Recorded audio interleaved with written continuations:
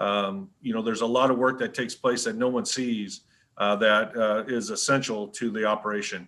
And also to Andy Knapp and Casey Johnson for being our guest DJs along for Zoom, and also putting together some of the visuals and everything else. And before I hand it over to Tim, I'd also like to thank Mark Cullen. We're really excited to have a parliamentarian on board. Andy Barnes did just fine last year. He was not terminated from that position. I know there's some rumors. It is, in fact, we found somebody to free Andy up that has some experience. So thank you, Mark, for being here with us. And with that, our board president, Tim Thompson. Good morning, everybody. It's great to be here. It's great to see your faces. Obviously, this is a pretty unprecedented year.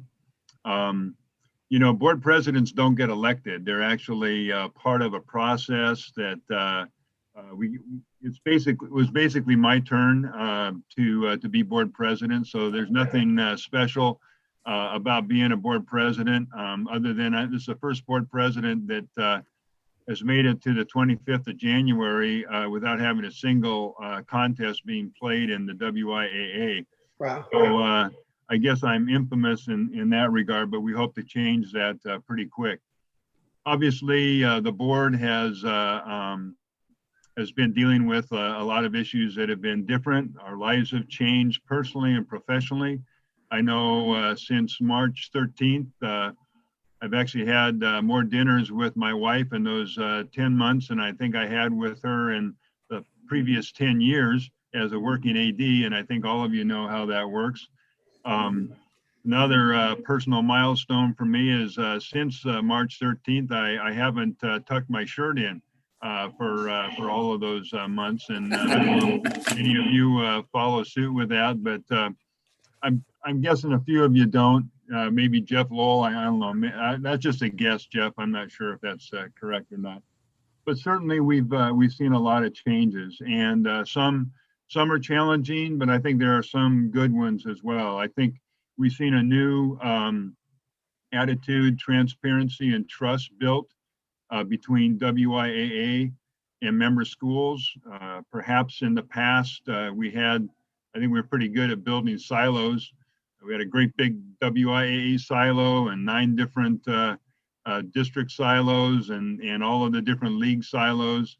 And it really starts to feel metaphorically like maybe more of a family farm where we've got the orchard and we've got the livestock and the garden is being grown and the crops are out there and we're all working together.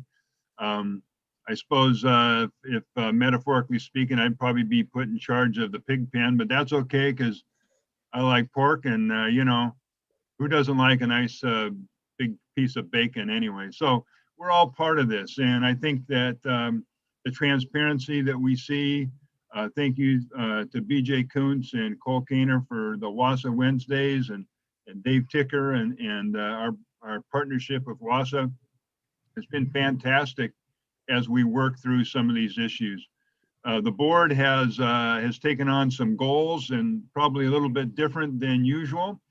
And in COVID, we really felt it was important that we look at the guiding principles that help us make decisions. And clearly, safety is number one. And being that none of the WI staff or board are scientists or doctors, we seek our guidance from the State Department of Health and the governor's office, and they have provided that. I think some people think that the WIAA makes up all of those thresholds and guidelines and things like that. But of course, we know that it's we basically are handed a certain set of responsibilities, and we try and figure out how to make those work. Safety obviously is a predominant part of what we do to try and make sure that not only our students are safe, but our coaches, our staff, even the board and the WI staff and all of you as working athletic directors and district directors are part of that. And then we really found that more important than competition and potential college scholarships and all of that is really the social emotional welfare of our students. and the mental health of our students. And WI staff has stepped up and put together a series. I know many of you attended that. I'm actually wearing my Helinski's Hope band that I learned about during those sessions. And a lot of other things that the board, or excuse me, that staff has done to help us in that. And the series that WASA Wednesdays has put before us has really, really been helpful in how we serve our students with their social, emotional, and mental health. And then obviously opportunities for individual and team goal attainment through the platform of competition. That's our ultimate goal to get to. We kind of have a path. It's a little bit crooked. We're not really sure how it all works, but we're working on that. So the actual goals that we've been working off of as a board, really simple. Opportunity for every kid in every sport, every activity, in every school, in every community, in every corner of this state. That's our goal, not just for those that we represent as board members, but every single student. And I think as you recall from last Rep Assembly last year, we really focused on that. That as Rep Assembly members, we do have a responsibility to represent our constituents, but we also have a responsibility to represent, again, every single kid in every single school in every corner of the state. And we really hope that you fulfill that responsibility today through our discussions and throughout this whole Rep Assembly process. We wanted to utilize the lens of diversity, equity, and inclusion. I want to just do a shout out to BJ and Sam Brown, Sam Jose, Janetta Blake, all of the members of our DEI committee for putting some great committee work together, some great trainings together. And from that has spawned the Women in Sports Leadership conference that BJ put on, and many follow-up activities. I think that all of us through that lens has helped us to move forward personally and professionally as we address these issues. Equity of gender, equity of ethnicity, as we make decisions about who's going to represent us. We look for that lens to help guide in the selection of who represents us. Thank you to BJ for her presentation at a WASA Wednesday, where she helped challenge us in a very gentle but awesome way to start to take some action. And literally within an hour of that, one of our Rep Assembly members from District 3, Jim Meyerhoff, I'm going to call him out, said, hey, we have some really, really awesome, capable women athletic directors in our district. So he stepped down from this Rep Assembly and offered that to our league. And Suzanne Vick from Curtis High School was able to step in as a very capable member. And so that's the kind of thing that we're looking for all of us to as we make these decisions. As board members resign or step down or retire, it's time to really look at how do we better represent all of our students and across the state. As Rep Assembly members step down, as West Central District or district board members across the state, it's time to think about those things as we make those selections. Committee work is also very important. And I should also add that looking for equity in the positions that we represent. Most of us are athletic directors, but we also need to hear the voice of superintendents and principals and the community and coaches and even students. I noticed that Aiden, one of our LEAP students, is on today, and the board has really accepted and sought out the input of our student leaders. I'm very proud to say that our governance committee is actually hopefully going to conclude under the guidance of Paul Manfred and Harlan Credit. They continue to work hard. It's only been 6 years that we've been working on that committee, and we actually see the light at the end of the tunnel to have some significant, compelling and comprehensive changes coming to our organization. And again, we're working on a new strategic plan. We're trying to identify what those values and ethics are that guide our organization. Our budget is a bit of a different look this year, and we're just all praying that Leah Francis hangs in there with us through all of it. But we are planning for a balanced budget for the 21-22 school year, and we're looking forward to that.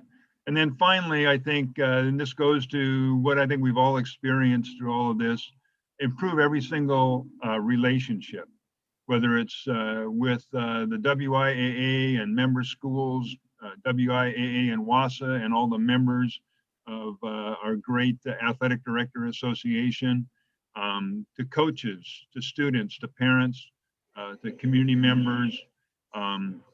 Mick works very hard at this. We all work very hard at this. Staff has really taken this on, and it's just a tremendous effort to make us better. And then finally, and Mick already did this, but I just want to throw a thank you out to our staff. They worked tirelessly in a very peculiar year that has challenged all of us, and they have stepped up, every single staff member, and I'm very, very proud to work alongside them as we move forward. And so with that, we're going to go ahead and let our very capable Vice President of the Board, Mr. John Walworth, open us with the Pledge of Allegiance. Thank you, President Thompson. Those that are able to, please rise. Pledge of Allegiance. I pledge allegiance to the flag of the United States of America and to the republic for which it stands, one nation, under God, indivisible, with liberty and justice for all. Thank you.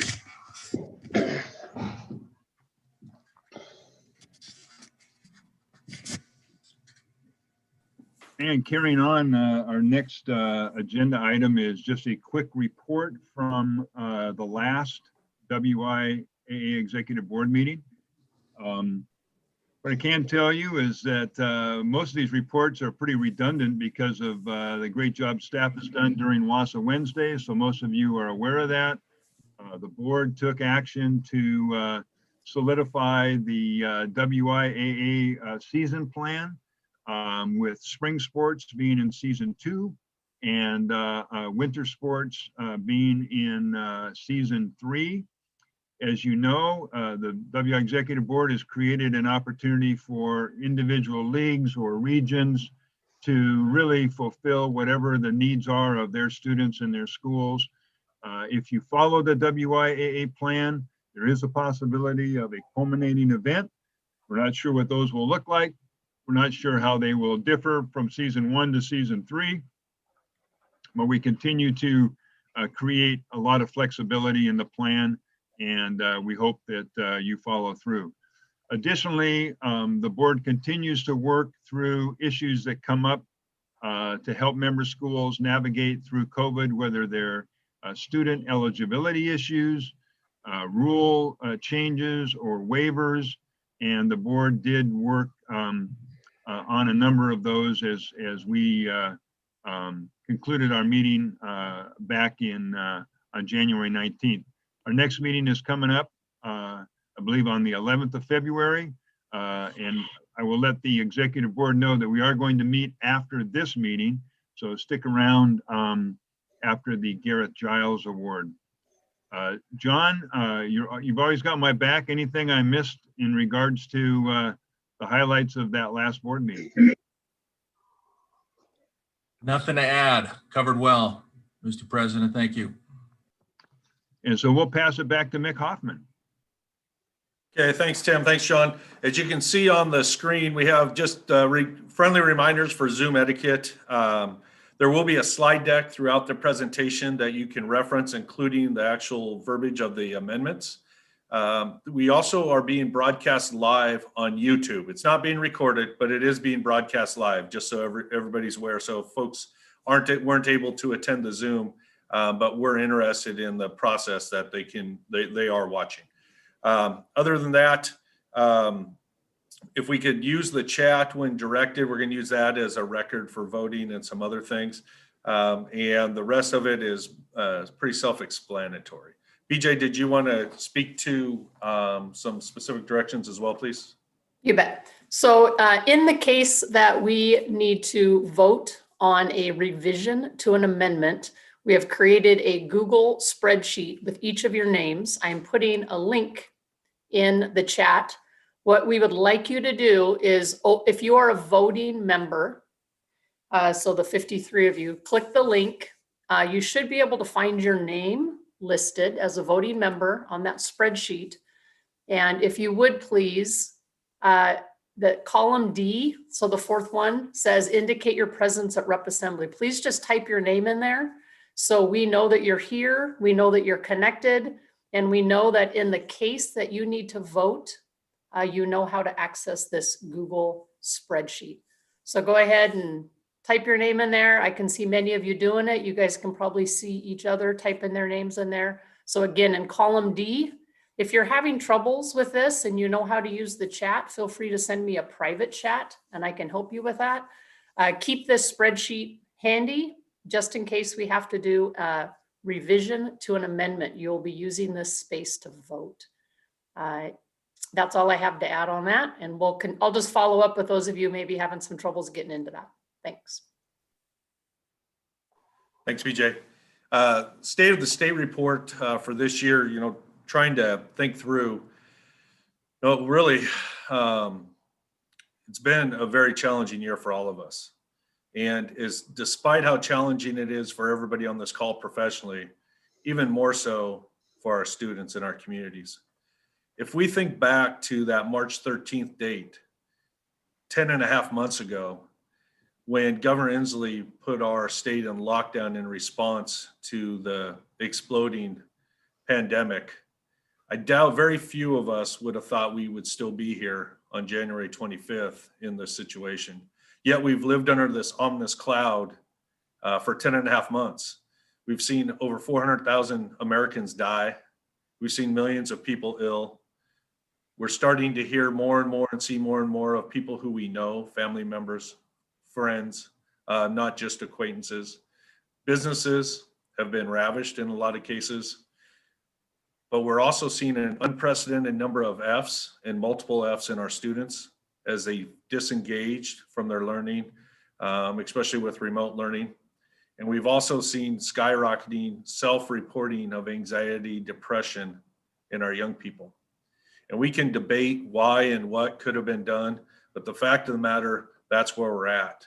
So the question is, what are we going to continue to do to make it better? And despite all of those tragedies and travesties that we are continuing to experience and will experience for the next few months, there are some silver linings in this incredibly dark cloud.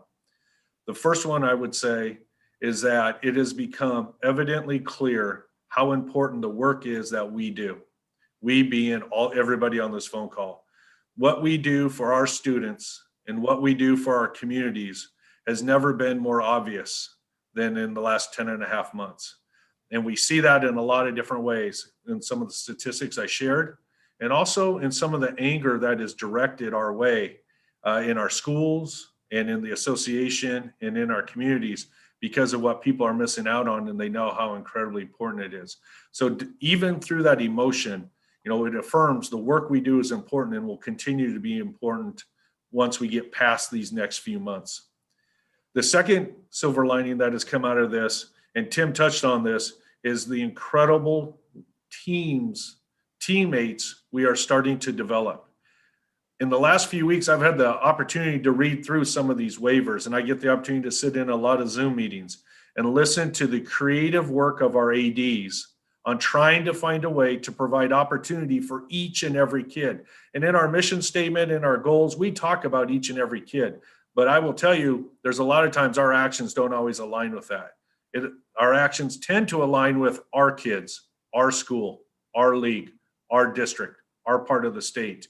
And what we're seeing in response to this tragedy we're living in is people getting together, our ADs, and saying, it doesn't matter what league you're in. It doesn't matter what classification you're in.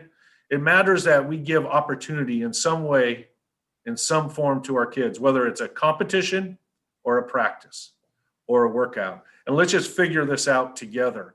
And I'm hoping that as these plans go into action and we start playing some of these contests and 1A football gets to play 3A football, and those same schools aren't forced to schedule each other in women's basketball because there's a different competitive equity in those two schools, that we take some of these lessons learned and we move them forward. And then we don't go back to focus on how do we get an extra allocation at the cost of blowing up a league or a district, that we don't force teams into running clock situations because of our RPI, that we work together in the same spirit to provide fair and equitable opportunity to all kids when we go back to competition. There's nothing wrong with chasing a trophy. Hey, we are about excellence, and how we go about it is what's important.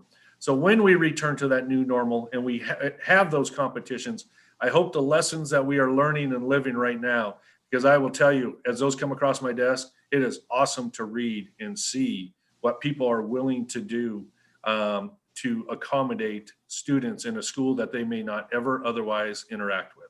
So to all of you making that happen, I really appreciate it.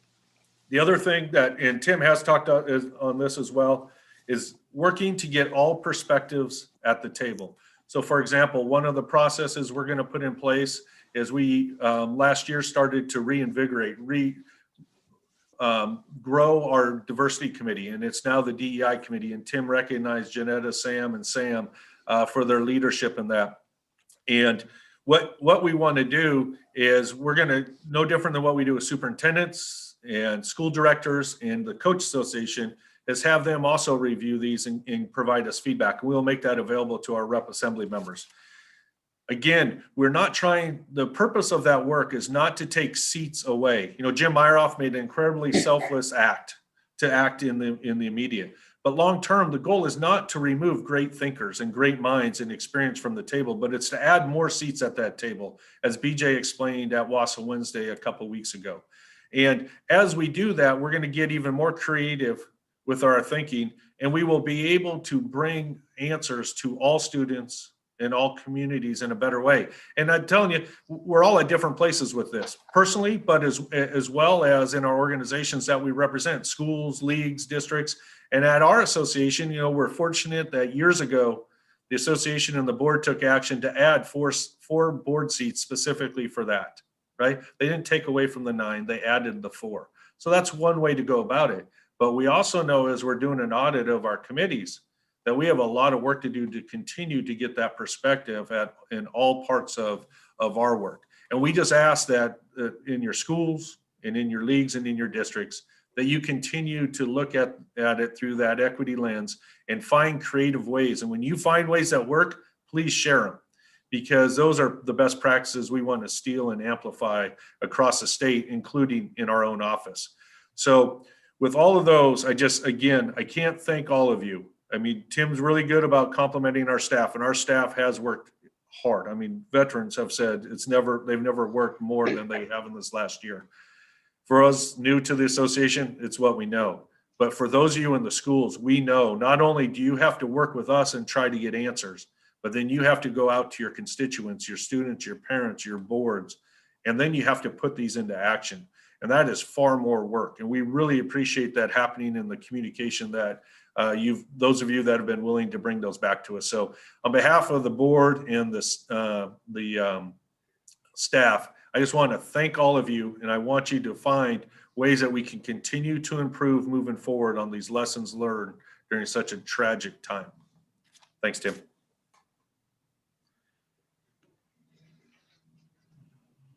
I think we're moving on to Mark Cullen, our parliamentarian, previously known as Captain Amendment for I don't know, was it over 200, Mark, 200 amendments that you proposed in your career? I don't know, something like that.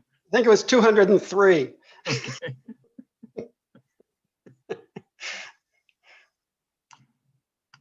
And Mark is going to go ahead and talk to us a little bit about the parliamentary procedures and instructions. Thank you, Tim. Good morning, everyone, and welcome. I'm delighted to be here today, and thank you for the invitation. Guiding us today, since we're considering amendment proposals but not voting on them until April, May, are items 1, 2, and 3 of the normal procedures section of the packet that Sam sent all of us. And the way those apply today will be as follows.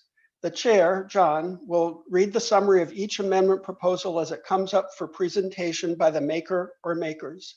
He will call for a motion and a second for the amendment proposal to be brought to the floor. To make a motion or a second to bring the proposal to the floor, in chat, please type the number of the amendment as a motion or a second. In other words, you would say motion for amendment number 1 or second for amendment number 1, same for all the rest of the amendments. Once a motion and second have been received, the amendment presenter will be introduced and will have approximately 2 minutes to explain the amendment proposal and to answer any questions. If a delegate has a question about an amendment, please type the word question in chat and you will be recognized. Please do remember to unmute. Each amendment will be discussed by the Assembly in the appropriate breakout session, and you can see the groupings of the amendments on your agenda. When it comes to revisions, possible revisions, coming out of a breakout session, there may be a proposal to change the wording of an amendment. The chair will notify delegates that if you intend to submit a wording revision, please type revision in chat along with the amendment number. Any proposed wording divisions will be considered in a separate revisions breakout room, which will be led by Cindy after we're done with the 3 regular breakout sessions. Prior to the start of that 3rd breakout session, John will remind the delegates to please get the proposed wording changes to Cindy as soon as possible during or immediately after the 3rd breakout session so we can move things along. Please email your proposed revisions to Cindy, cadsit, ADSIT, @wiaa.com. If you have typed revision in chat, please plan to attend this final breakout session. While the revision breakout session is going on, everyone else will have a break. That is, if there's a revision session, if there are proposals. I will attend the session as well to help consider the intent of proposed wording changes. Revisions need a motion and a second to be considered by the Assembly, and once moved and seconded, the maker of the revision will have an opportunity to explain the intent of the revision and to field any questions from the members. John will call for the question to approve the wording change. When the question has been called, delegates will vote yes or no using the same spreadsheet that was just used for roll call. It takes 60% of the delegates to approve a wording change, 21 for high school and 32 for middle school, high school combined, and BJ will announce the vote tally. The final parliamentary process item is that at the end of our business today, a motion and a second will be needed to close the meeting. So if you want to visit with people that you have not seen for 11 months, that would be a no. And if you want to get home today, that would be a yes. I'd like to thank Cindy and Andy for their thorough help and assistance with everything policy and procedures with Cindy and with tech with Andy. And if I may say on a personal note, it is 35 years to the day since I went to my first representative assembly meeting. If there's anything to be learned from this, be careful when you invite me. I might stay. I'm delighted to be back, and I'm looking forward to our discussions. Thank you, Mark. One additional piece of business that comes before the Rep Assembly every year has to do with the selection of WIAA Executive Board members. We have 2 different groups that make up the 13 board members. The first group is a representative from each of the 9 districts.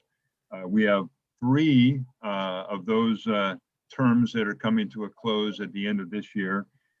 District 4, District 5, and District 6 will have a new term starting next year. And the way the process works for those district representatives on the WI Executive Board is that district boards typically make that selection, and then as a recommendation, and then we expect the district boards to pass that recommendation on to Mick Hoffman by the end of March. And then Rep Assembly actually votes on those recommendations to approve them in their regular voting, which happens toward the end of April. The other group of WI Executive Board members are our at-large members, and we have 4 of those. And the purpose of having at-large members is to provide a better representation for gender, ethnic, race, and geographic representation. And so the way those are divided up is the first 3 are by region. Region A is districts 1 and 2. Region B are districts 3 and 4. And Region C are all of Eastern Washington. And then in addition, we have an at-large member that represents the entire state.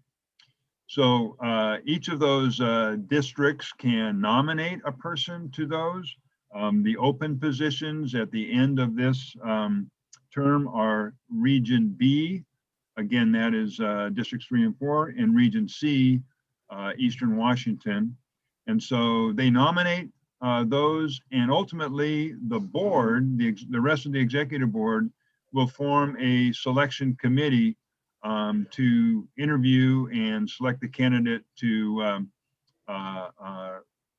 be a recommendation to the full board, and then the full executive board votes on those particular positions to ensure, again, the representation for typically low represented groups. And so again, the Rep Assembly will be voting on those district board members. And again, please have those to Mick by the end of March, and we'll get them on the ballot for April. And with that, it's time to turn it over to our Master of Ceremonies for this Rep Assembly, the Vice President of the WI Executive Board, Mr. John Walworth. Thank you, Mr. President. Appreciate that. And thank you, Mr. Cullen, for giving us those instructions and directions. Welcome. We're probably going to put you to work here, Mr. Cullen, because I'm probably going to make some errors. So be patient and bear with me. I got your back.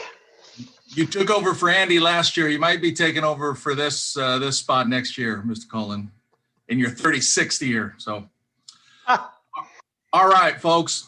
It's good to see you all. Good morning.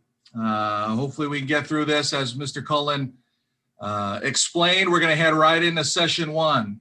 Remember, I'm going to read a summary of the amendment. I'm going to ask for a motion and a second. Please put those in the chat to bring it to the floor.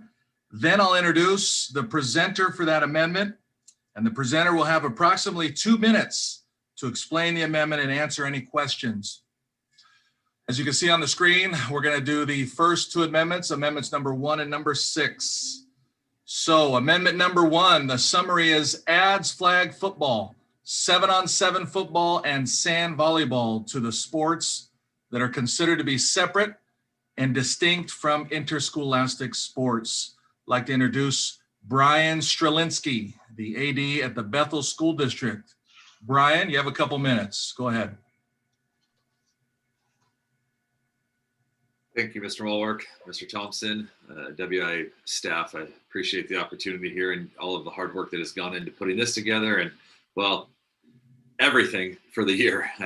Just been quite the year. So this was just an addition as we watched what happened through our areas this year and kind of the adjustments that have come.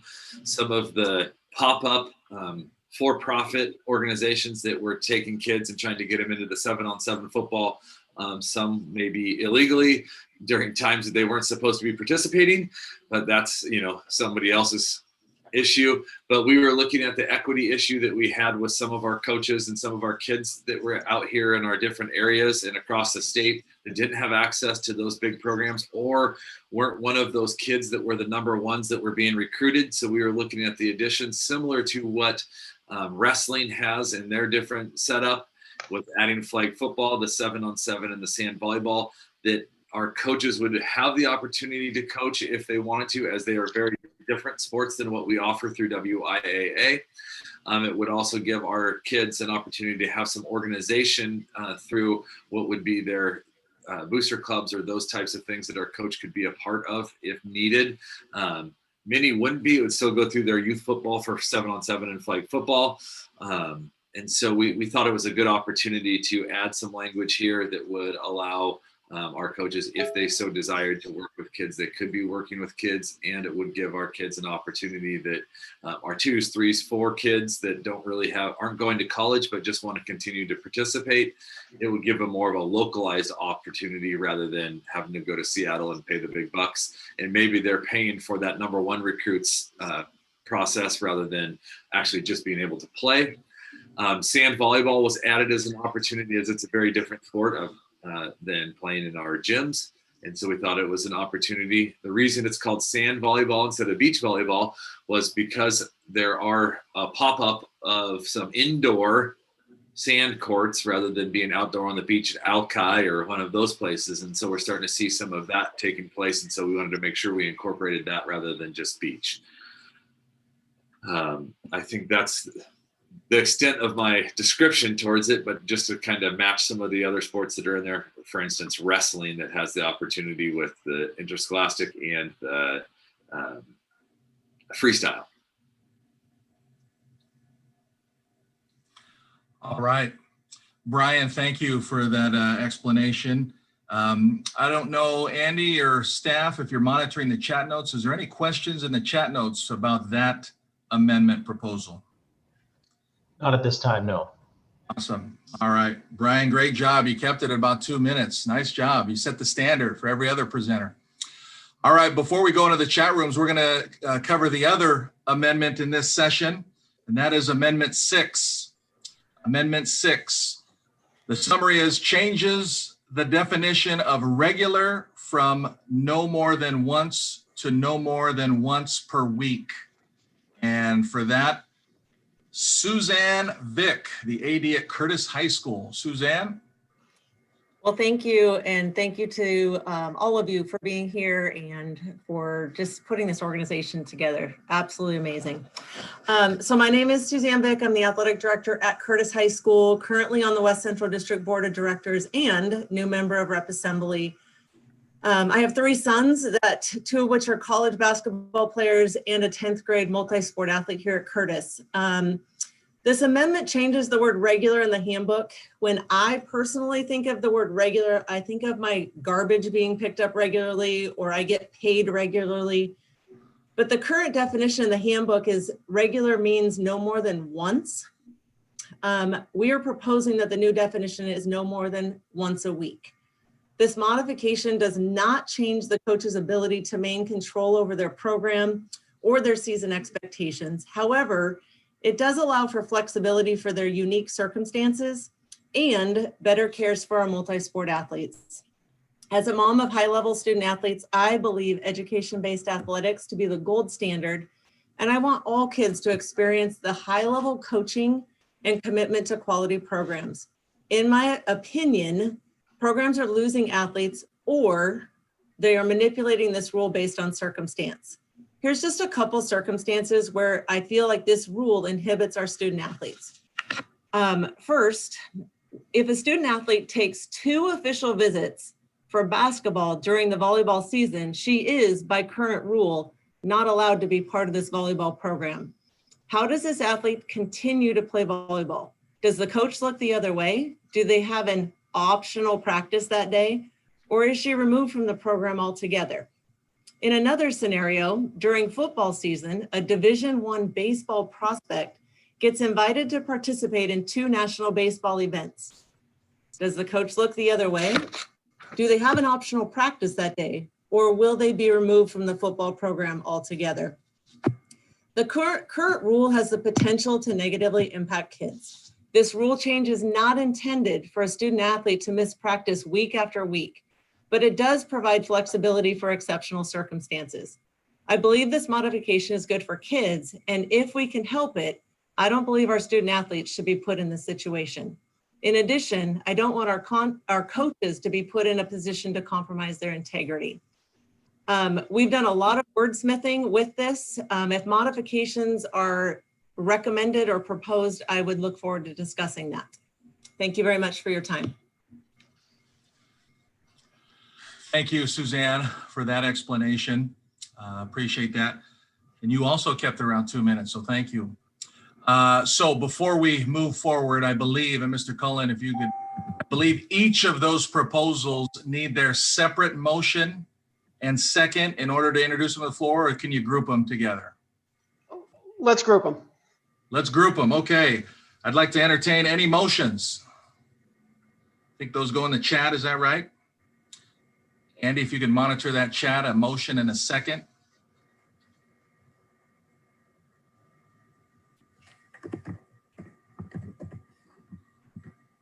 Let me know once we have those. And I have a motion for amendment number 1.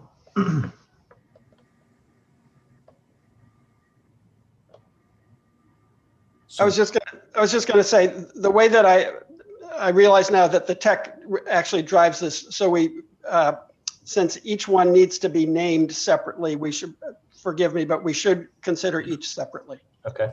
Sorry We have about that. We have a motion for number 1 and a second for number 1. Great, then we'll consider it. We have a motion for number 6 and a second for number 6. Great. all right.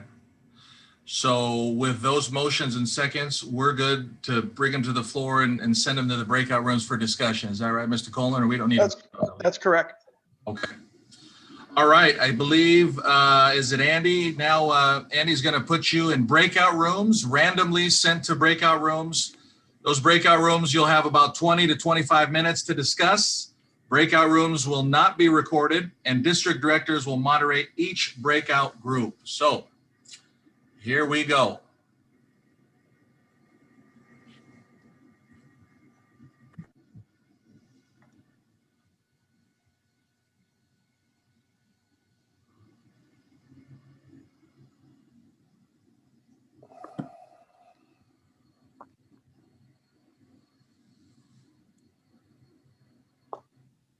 And Andy Knapp, is this 20 minutes? Yeah, we set them for 20 minutes. Okay, and we can bop in. I see I got an invite to go into a room, so I can go in if I want Yes. to listen. Okay. Anything else you need from me? Am I done for the day? No? Go ahead, join the breakout room. All right, thank you. Casey, do you need us to go in the breakout room? Do we have to go in the breakout room? No, that's up to you. Okay, thanks.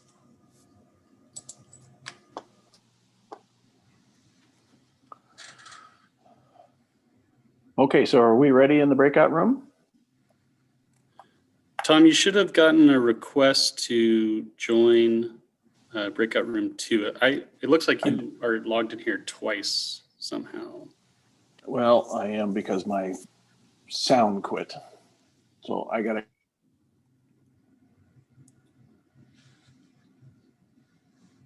think you went in. Just a reminder to everyone who's not in the breakout rooms, this is still being streamed to YouTube.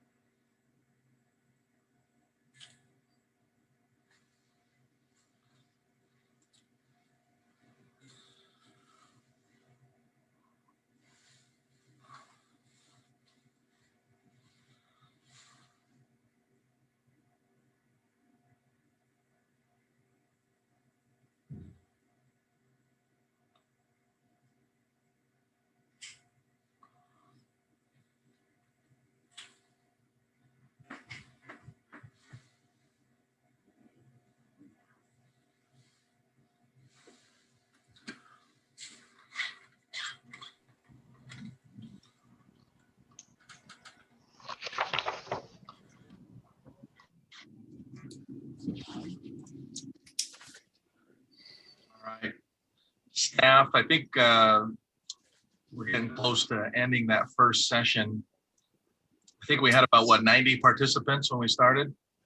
So when we see that get close, we'll kind of Yeah, it looks like we just have two breakout rooms have come back. We have 8 others that are still going.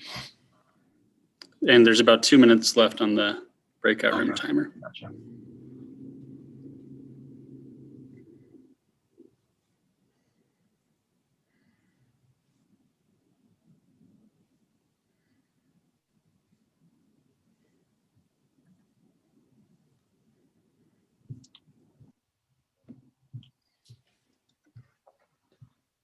Mr. Cullen, so maybe the lesson I learned when we do this second session is after each presenter, maybe we probably need to ask for that motion and second after each, kind of go one by one. One by one. Yeah. Okay. Sorry about that. No, that's, I waited too. I didn't catch it after the first one, so. Yeah, as soon as the numbers appeared on the screen, I went, oh. Yeah. Yep, that's fine. All right. We'll And remember to do there that. are and the more I think about it, there are very different issues within each one. So I should not have been so enthusiastic about grouping them. All right, we'll remember that. Yep.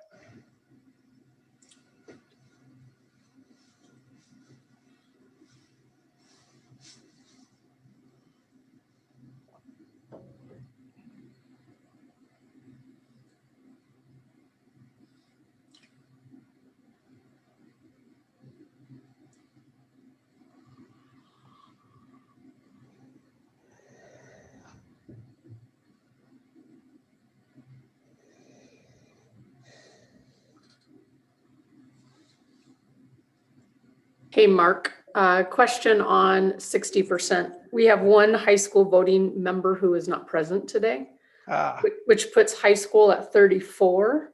Okay. And so 60% of 34 is 20.4. Do we need 20 votes or do we still need 21 votes to hit 60%? Yikes. You can chew on that because it's not going to happen right away. I have never been asked that one before in my life. And I'm sure Cindy can chime in on I was going to say, I would appreciate any. In not the super long history, but in my years of dealing with this, is that you would need the full number of 21 in that case. Okay. Because it's 0.4 above 20. Okay. We'll plan on that. Thank you. It looks like we only have one person that didn't chime in, so we should be in good shape on that.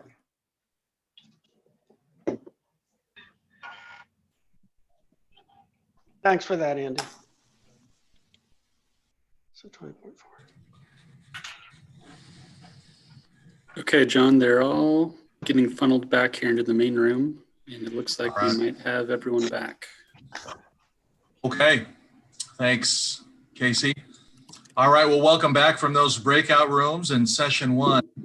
Want to remind you, delegates, if you have any questions from Amendment Proposal 1 or 6, if you have any questions, type the question into the chat. If additional clarification is needed, Andy Barnes will monitor the chat and make sure each question is addressed.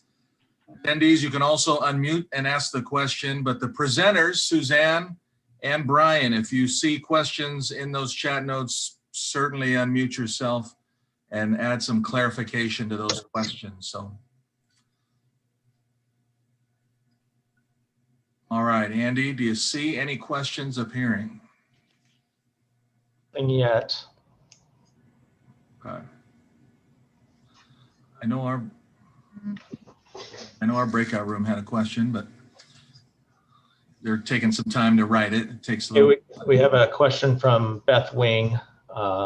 It's listed there in the chat. Okay. Yeah, we talked a little bit about if there's a season, but there's no season really for flag football or sand volleyball, so to speak, from the school's perspective. And so it would be whenever that would be offered by an outside entity, or that we were looking more at, it would be probably through a booster club or some other outside group, similar to the way wrestling is done. It's not wrestling for Bethel High School. It's wrestling for some club or some other group, but the coaches could then coach it. It would be, would we have booster clubs or a youth football that would pick up 7-on-7, which they're already doing right now. They are doing some of that stuff already they keep getting older and older. So they would probably pick up some high school, but our football coaches, if they chose to be a part of their youth program, would be able to have their kids on that team. Some of them are being paid by the big groups that are taking the number ones from all of our schools and going to do things they're already doing. They just have to make sure there's kids not on it. So I think there's a little bit of differences in that. The next question is from Jeff Lowell. Go ahead, Jeff, and ask your question. This question really, Andy, is probably one that you could answer. You and I have had discussions about Rule 1823-1 going back, I don't know, 5-6 years now. And in spring of 2019, I sent you and Cindy a letter that really ended up getting into the history of the rule and what the intent was and what it really covers. And the question came up in our chat room about the phrase non-school athletic activities. And I believe what we had gone over in the past is that what we're really talking about is community-based athletic programs and special treatment for those athletes when it comes to the school program, not kids that are involved in a volunteering program or some other kind of a program in the community. So just some clarification there would be great. Yeah, I think and Cindy can jump in here too, as she is kind of the lead on out of season, but I think the intent is that would be for kids that are involved in school programs going to a club program versus, as you stated, kids that are involved in the community as a volunteering aspect. The intent is that kids going into other outside school sports programs, i.e. club or whatever you want to call it, that is the difference between a kid who is volunteering for a job or to earn hours or something of that nature in the community. Did that answer your question? I think it helps, yes. Okay. The next question is from Rocky. Is sand the only surface or can it be played on grass?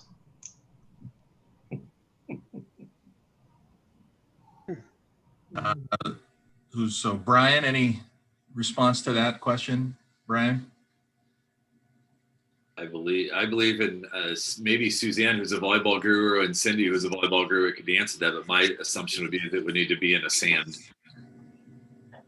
court, whatever I'm not sure exactly how you call that, but yeah, that it would be a sand, not on the grass. I do know that there were some, especially over this COVID time. I know there was one question here from Tim Graham about COVID, kind of relating to other things. Is it a reaction to COVID and will it be over after the pandemic? It is a little bit. I know grass volleyball picked up a lot in our parks that people were able to walk into. But I was looking at this as because it's an NCAA sport. So that would be my guess.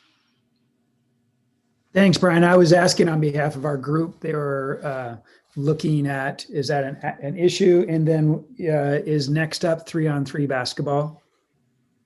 Yeah, I would tell you that I got calls. I got complaints because I'm a former basketball coach. So I got some complaints from basketball coaches of what in God's name are you doing, putting out more football? And their first response was, if this passes, we're going to try and do something with 3-on-3 basketball or international rules. But part of that is for our kids that are not getting an opportunity to compete. If that were their only sport, they can't afford to go out there, they couldn't go and compete. So there could be a local opportunity for them. And then it would go back to Suzanne and I connected our two amendments that you could have some issues where a kid wanted to leave to go from basketball practice to 7-on-7. So there could be some overlap of the two, Amendment 1 and Amendment 6, that you would have to deal with. And what does that look like? Our goal would be is if our coach happened to be involved in this, that they would be working to keep kids competing in our regular group. Does this have to be an outside group? No, you could have a 7-on-7 ASB club if you really wanted to. And then your coach could be the one that oversees that club if they wanted to. That would really keep it local. It would be an ASB event, would have more control over your time and what was happening with it if you wanted. But that was one of the things that came up from our group that we were discussing. Suzanne and I happened to be in the same group also. And so we were kind of connecting the two dots. Right, Andy, Cindy, staff, Brian and Susanna, are there any other questions that need to be answered? I'm just going to respond to Harvard's. He wanted to know if an outside organization is required for this rule to be in place. No, it's just a non-school sporting event. So it's just something the school's not involved in. Thanks. John? Yeah. When I read sand volleyball, goes to the grass and the sand. I read beach volleyball. And I think the point that that's an NCAA sport, I think that's the model I sense here, but I would really like clarification from the people who propose this. It just seemed like an unusual choice to say sand. Was that to get us away physically from a beach? And I'm serious about this because in case there's a wording change on grass, I'd like a little more background and information, please. Now, Mark, I'm going to step in on that because they originally were going to say beach volleyball. Sand volleyball is the term that's used in the National Federation Volleyball Rule Book. Got it. Because there are lots of sand pits that are not necessarily on the beach. Yes. Yeah. Okay. Thank you. All right, Andy, any other questions that you feel we need to be answered before we? I think we got all of them covered, as far as I could tell. Okay. If all of those questions have been answered, then we will move to the next session. Mark, anything else we're missing before we move to section 2? We're ready. Okay. All right. Remember, I'll read the summary of the amendment. We'll go through each one. There's a few of them. Yes. We've got about 5 of them. So after each amendment is introduced by the presenter, then we'll go with the motion and a second in the chat notes for each amendment. Then we'll go on to the next one. So here we go. We're going to start session 2 with amendment number 2. Here's the summary. A student is not varsity eligible if they transfer to a school after participating on a non-school team if one or more of the high school coaches were involved, and or after receiving instruction or training, including weight training and conditioning from a person affiliated with another school to which the student transfers. Jason Castro, AD from Prairie High School, you want to take a couple minutes? You bet. Thank you, John, and the WA. I appreciate you having us in. And Tom Adams at Battleground School District is also co-presenting. So Tom, if I forget anything, feel free to jump in there. We're located in Vancouver. So roughly we probably have, I would estimate, 9 to 10 schools that are all within 15 miles of each other. And a huge growing issue that we are seeing is that the amount of high school coaches that are now doubling as athletic trainers, 7-on-7 coaches, 3-on-3 coach, whatever it is, that the skill development outside of that. And one of the byproducts of doing both is the inevitable transfer of students. So for example, students that either are at Prairie or are incoming to Prairie are then going to another school where they may have paid for lessons of some sort and whatever that sport specific is, and are leaving. Now they're leaving legally. They are producing another address. They are quote unquote moving to another school district, but in an area that is so small. Our athletic association, our league, feels that those addresses maybe not hold a whole lot of substance to where these students are actually living. One of the things that Tom and I thought would be a good kind of an illustration is, one of the things that we just had, we're lucky enough to have Ellen Embry is a 17-year Major League veteran, just get hired at Prairie as a security guard. and Alan does pitching lessons on the side. And my guess is at some point in time, we'll talk about having him work as a high school coach for our program. So now he'd be able to do pitching lessons for any student that doesn't go to Prairie in the outside season. And my guess is, just looking at some of the past precedents, those players that really want, shoot, do you want to work with a 17 major league veteran or, a high school coach? My guess is that there will be a growing address and fluctuation of students all of a sudden being in the Prairie boundary so that they can work with an Allen Embry caliber player.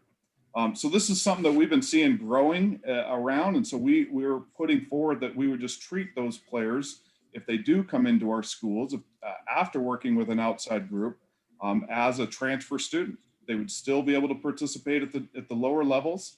They could still play JV, or if they're an incoming student, C squad, they just wouldn't be eligible for varsity for 1 calendar year. Tom, anything you want to add?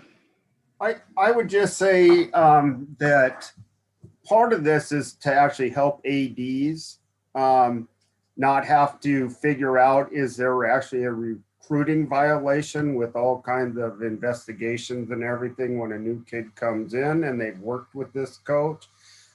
It also, I think, helps the coaches. We've said often, well, if it's an issue, you need to make a decision, either do the private training or be a coach at the high school. And so by this rule coming in, it's really black and white, takes out that recruiting aspect of the investigation, and it's very clear. And as Jason and I talked, this isn't going to be widespread. It's the ADs know who these coaches are in their buildings that potentially work private practice to better kids. So anyway, that's all I would add. All right. Thank you, Jason, and thank you, Tom.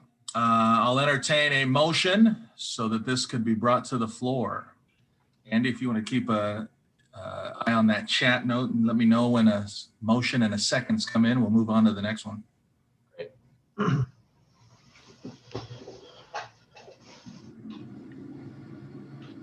I have a motion for number 2.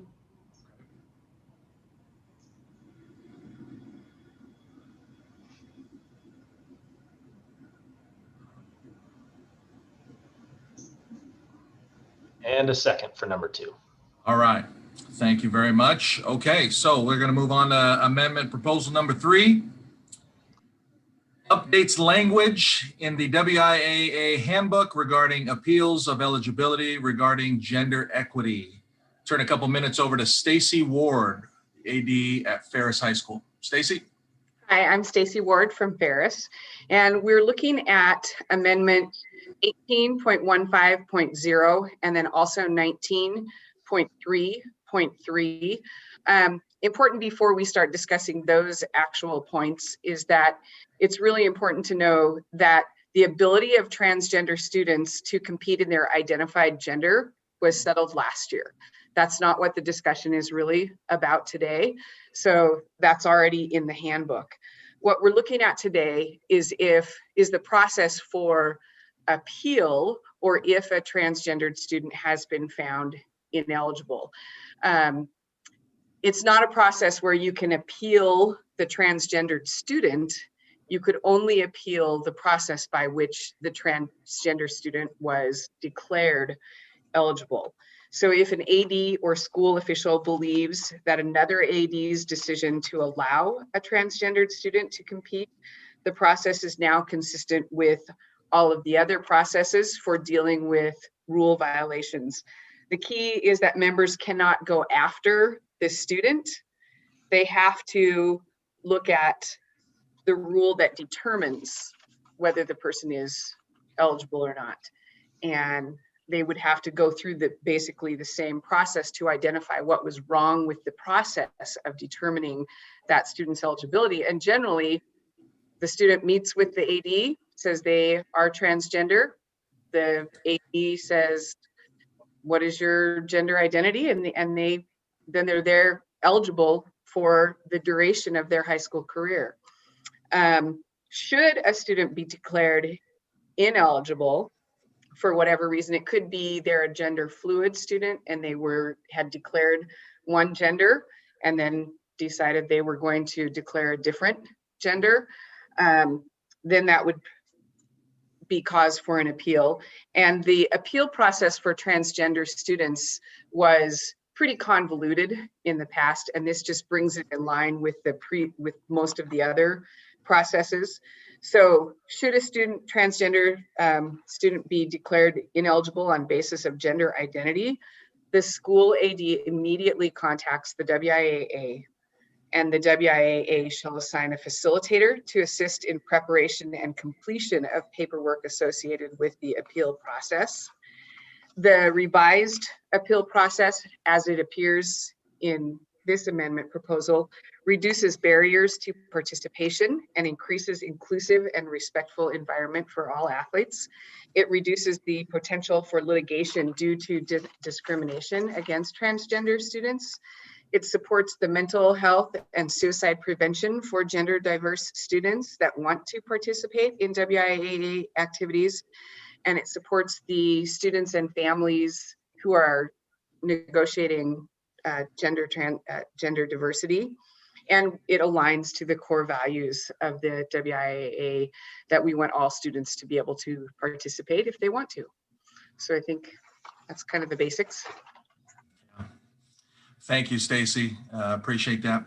We are going to, in order to bring that to the floor, we're going to entertain a motion and a second for that amendment number 3. Andy, let me know when we got a motion and a second. I have a motion for number 3 and a second for number 3. Awesome. Okay, that'll go to the floor.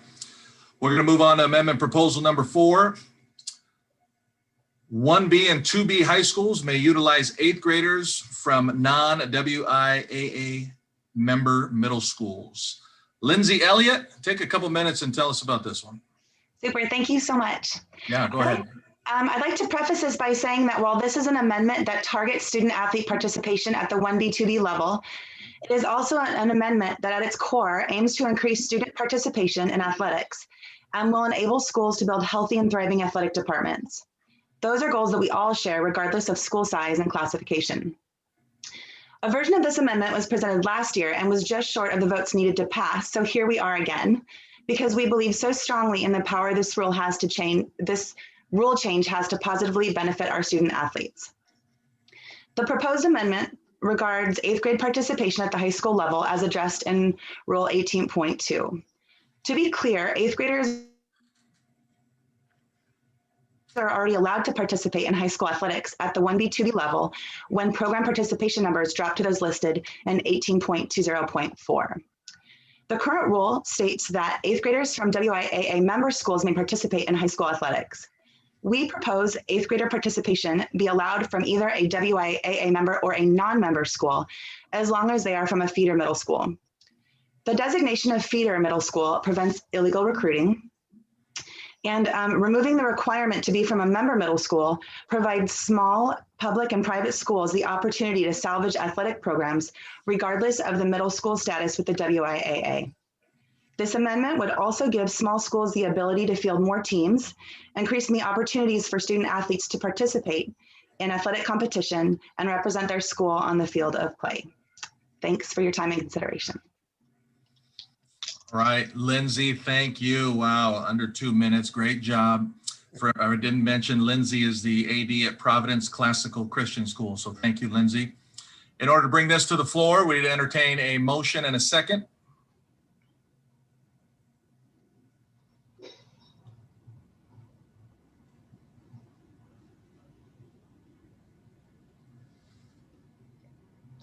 Motion for number 4 and a second for number 4. Awesome. Thank you. Thanks, Andy. All right. We're going to move on to amendment proposal number 5. The summary is, with league approval, 1A high schools may utilize 8th graders. Joe, AD at OMAC High School. Joe, take a couple minutes. All right. Thank you very much. And I'm appreciative for the opportunity to present today. Like I said, like was said, the amendment is the same language as the 8th grade amendment that almost passed last year. I'm appreciative of the WI Executive Board who approved this amendment as an experiment for the school year. As a condition of their approval, the amendment needed to be submitted again this year. I'm also thankful for the over 20 1A schools across the state that communicated with me to present this same amendment as an experiment for this year. I'm also grateful for our league's support for this amendment.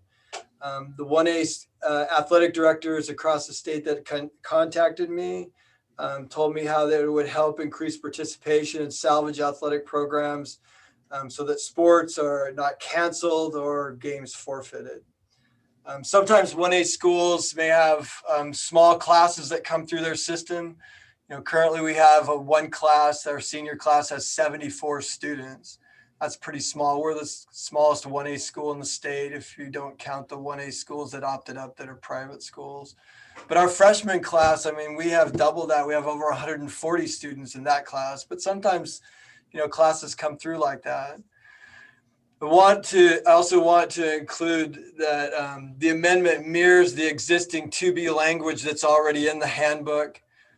The 8th grade amendment would also help facilitate with scheduling with other schools and help ensure that games are less likely to be canceled or seasons forfeited because of a lack of numbers. I just want to thank you again for the opportunity and be an advocate for all the students at 1A schools especially, and just try one more time to see if I can get this amendment to pass. Hey, John, this is Cindy. I'd like to make one clarification on these two amendments to make sure everybody knows that if both amendments 4 and 5 were to pass, then 1A schools would also be allowed to utilize 8th graders from a non-member feeder middle school. Thank you for that clarification, Cindy. And Joe, thank you for your explanation. In order for amendment proposal number 5 to get to the floor, we need a motion and a second. I have a motion and a second. All right, thanks, Andy. All right, we'll move to our last amendment proposal for this session, amendment proposal number 7. The summary is adds a minimum of 1 hour in coaches' standards for student mental health and diversity, equity, and inclusion education. BJ, you want to take a couple minutes and help us understand this one? You bet.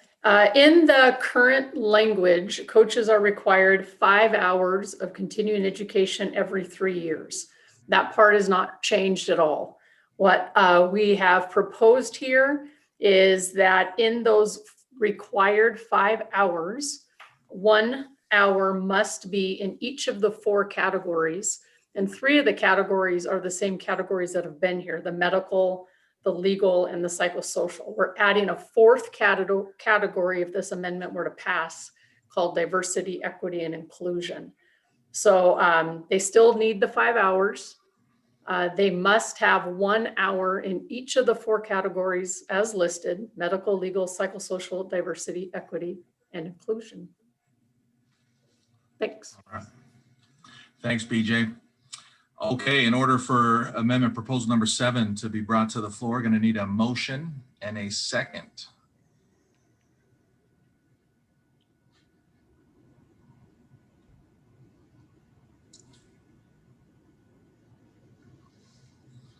Andy, let me know when those come in. Motion and a second. Awesome. All right. So I believe all 5 of those amendment proposals received motions and seconds, so they'll be all brought to the floor. Before we send you in your breakout rooms, want to appreciate our our district directors. District directors, thank you for facilitating these breakout sessions. We want to remind you, if you could just track that time. I know we'll have a 20 minutes. You got 5 amendments to discuss. So district directors, if you can do a good job of managing your time so that all of those get the attention that they deserve. So thank you, district directors. And with that, anything else before we go into breakout rooms? 20 minutes. Andy, anything else I'm missing? Mark? Oh, all set. All right.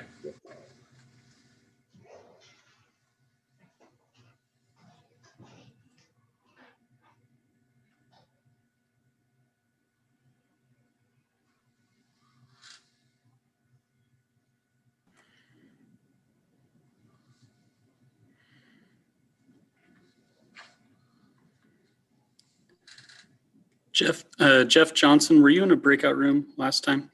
Yeah, I was with Tim Graham. Tim Graham, okay. I think that was 7. Oh no, he was 4. I'll put you back in there. Yeah, when they shut that down, I got kicked all the way out. Yeah, I think that's happened to a couple people, but here, you should get an invite now to breakout room 4.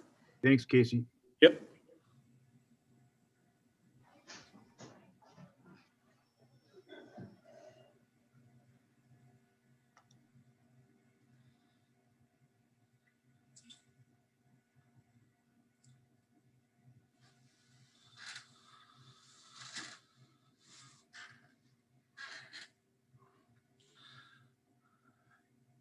Casey or any other staff, any suggestions, anything I need to know?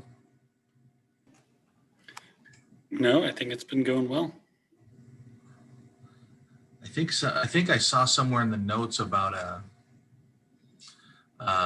don't know about limiting the question period after we get back out of the breakout sessions. I don't know if I forget who tested that, but is that Andy and Cindy would probably have the best answer for that. But we're doing okay on time. It'll all depend on how many revisions are proposed, because we only have one more session, right?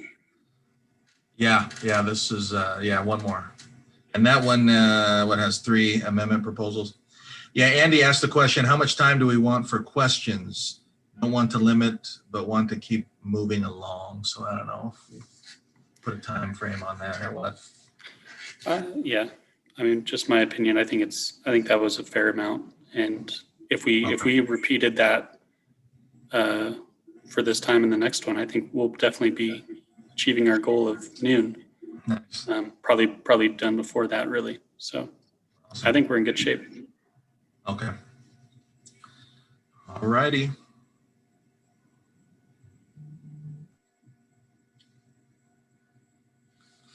I'm gonna jump into a breakout room here. Sounds good.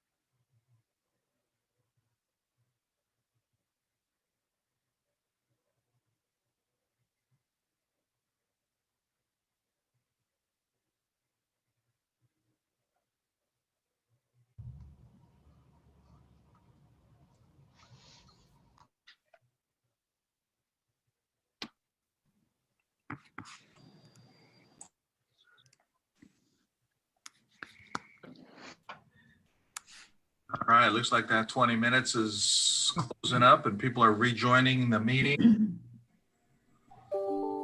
When I see that close to 90, we'll move on to the next step. Andy, let me know if something needs to change.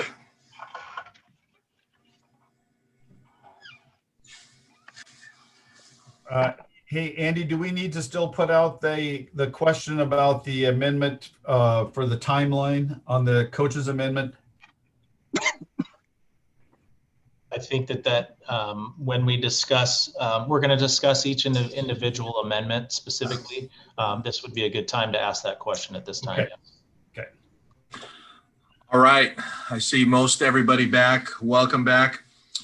Just a reminder, delegates, we're going to go through each of those 5 amendments one by one. So if you could hold your questions in the chat until we get to that amendment, it might help us sort out those amendments and keep us straight. So just remember to type that question into the chat when we get to that amendment proposal.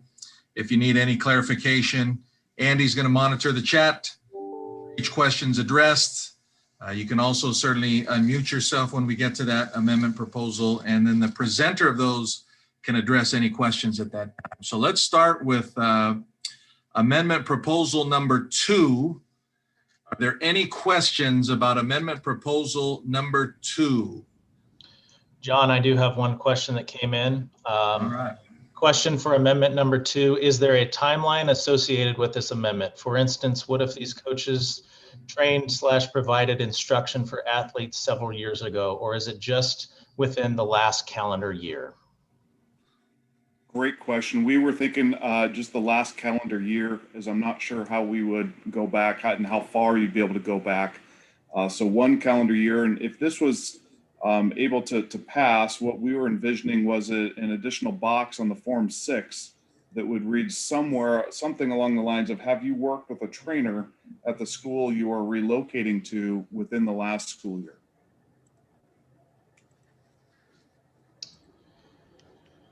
John, we have a motion for a revision on amendment number 2 and a second to that revision. Okay.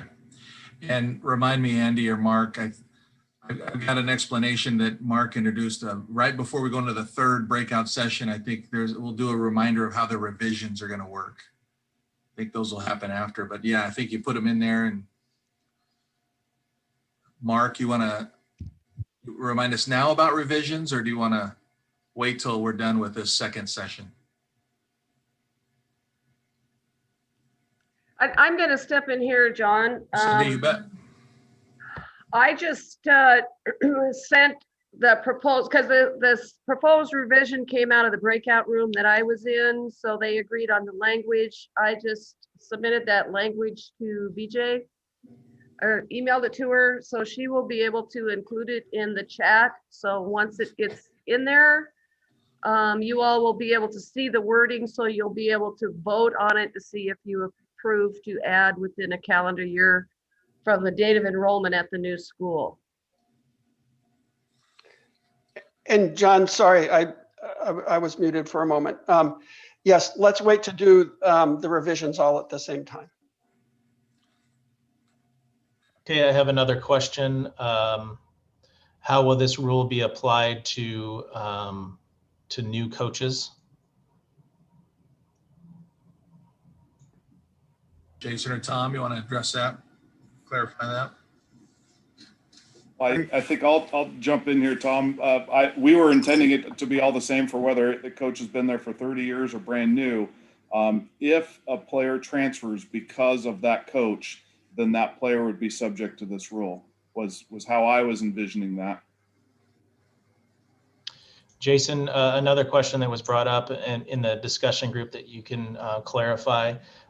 Is this one-on-one training, or is this participation in an entire club program? Great question. I appreciate that. We were considering this to be one-on-one extra training. So, and I think that's where the clarity needs to probably come in. If you're playing, Scott Chamberlain asked a fantastic question in our breakout room. our baseball coach, for example, goes and they collectively coach together with the Chehalis Centralia team. Now, does that mean that my kid would not be eligible to come back to play high school athletics the following year? And the answer is no. The intent of this would be that if they were receiving extra pitching lessons or weight training or extra, et cetera, and then a kid transfers, that was the intent of the rule. Was that your kind of, I don't want to speak for you here, Tom, is that your kind of vision as well? Yeah, that's what we had talked about. And I saw another question in here too about the kids. So this is an amendment that was kind of on the table last year, and it spoke to also student to student and transferring, where we felt that was going to be way too hard to manage actually, but the coach one could be managed. And again, it's more about that private coaching, the lessons, the training, and that type of thing. All right, Andy, any other questions regarding amendment proposal number 2? BJ has asked the question, how does it impact the window of transfer? And then the question after that might need some clarification from Cindy. But we'll deal with the question on the window of transfer, and then we'll go to the next one.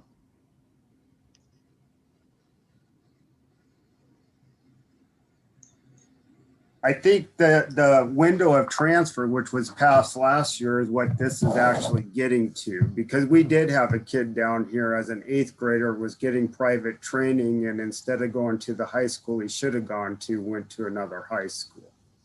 So so yes, it would impact. And again, in the written rule, it says even if the whole family unit relocates, they would still be ineligible, because that's how families were going about becoming eligible.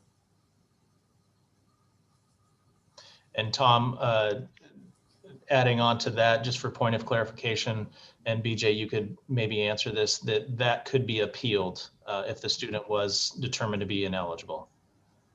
That's correct. As far as I know, I think we have an appeals process for this very reason. Yes. Okay. Andy, any other questions for amendment number 2? One more question. How many lessons is needed? Does a one-day clinic or camp qualify? I think from our perspective, the answer is yes. Any time it's a personal one-on-one type of thing, where I don't know that a lesson would be, but a camp where there's multiple kids, we have rules around that already. It's that one-on-one or 2 kids or 3 kids training that is, but not, I don't think, not a camp or clinic. We have rules. I don't know, Jason, did I answer that? Yeah, I think oftentimes I would agree with Tom. Oftentimes that camp or clinic is done by that sport or activity or the club, so to speak. So if you're in volleyball and we do an extra camp or club, that's different than an extra one-on-one training session. So we weren't attempting to limit that at all. Okay, John, that looks like all of the questions. And again, BJ has placed the proposed revision language in the Word doc, excuse me, the spreadsheet. You can see there the proposed revisions are in red. Awesome. Thanks, Andy. Yeah, and we'll do another reminder about revisions before we get into session number 3. But let's go on to amendment proposal number 3, updating language in the WIA handbook regarding appeals of eligibility regarding gender equity. Any questions with amendment proposal number 3?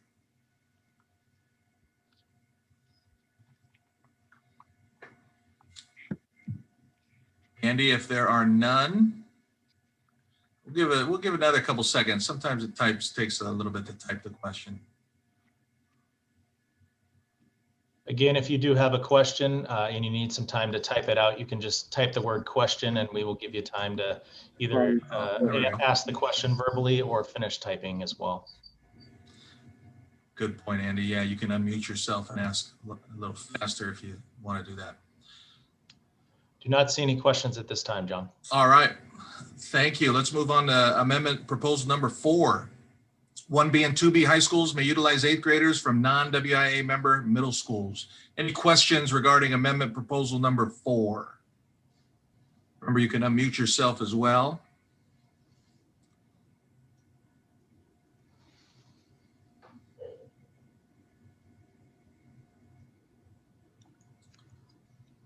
No questions at this time. Okay. Let's go on to amendment proposal number 5. With league approval, 1A high schools may utilize 8th graders. Are there any questions, any clarification needed for amendment proposal number 5?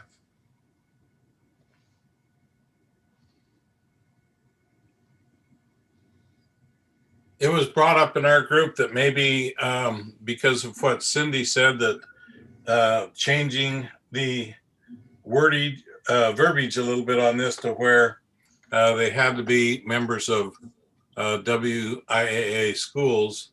We were wondering if that would be a possibility. Thanks, Ken. Staff or Joe, anybody want to respond to that one? I'm okay with that. Would that be a revision? I'm not sure. Can you ask your question again? Because I think right now the current rule says they have to come from a member feeder school. Right now in Amendment 5 for 1A schools, they have to come from member middle feeder schools. If Amendment 4 passes, then they could utilize them from a non-member feeder middle school as well. So these two amendments are tied together, but it would take the passage of both of them in order for a 1A school to utilize 8th graders from a non-member school. Well, I guess that was our question: is could we change the verbiage so that they wouldn't be tied together, so that the 1A schools would have to come from member schools? That was the discussion in our group. Then you have to fail number 4. Because the current language for number 5 does not include verbiage about a non-member school. So if you do not want 1A schools to be able to utilize them, or am I missing it? You want the 1B, 2B to be able to do that, but not 1A? Is that what you're saying?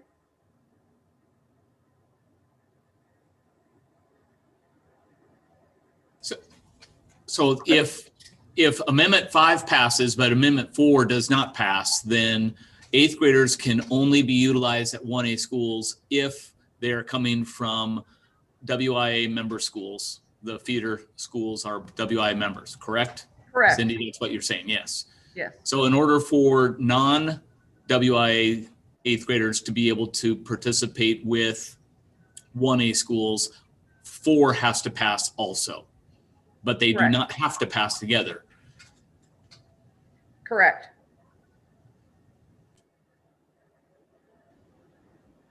Kent, I think you're muted if you're trying to say something there. Cindy, I keep going back and forth, but yes, I guess our group was saying if we did want to pass amendment number 4, but we didn't want the increased ability to have 1As get students from non-member schools, could that be put in, or would that be a change of the intent of the rule? I think that's something that Mark and I are going to have to, and the staff are going to have to discuss. I can't give you an answer right off the top of my head if you could put that in there. Just because they both tie together. So we're going to have to spend some time doing that, but we'll chat about that in the revision breakout. Okay, I have 3 questions. Can clarification be given for schools that utilize 8th graders if they are postseason eligible? That's the first question. The answer to that is yes.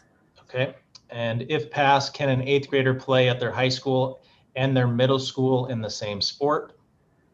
Answer to that is also yes. They're limited to the maximum number that's allowed at the high school and a combination of high school and middle school. So let's just use basketball for an example. A high school basketball player is allowed to play in 20 games. An 8th grader who plays at the middle level and at the high school level can play in a maximum of 20 games, not counting the postseason.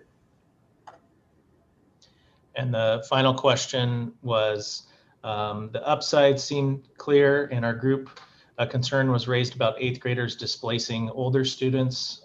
Can the writer of the amendment speak to that? The intent of the amendment was to just to salvage the program, because in OMAC for the last 4 years, we haven't really been able to either have a program or we've canceled the season. So that was the intent, is to bring the 8th graders up to be able to salvage the program.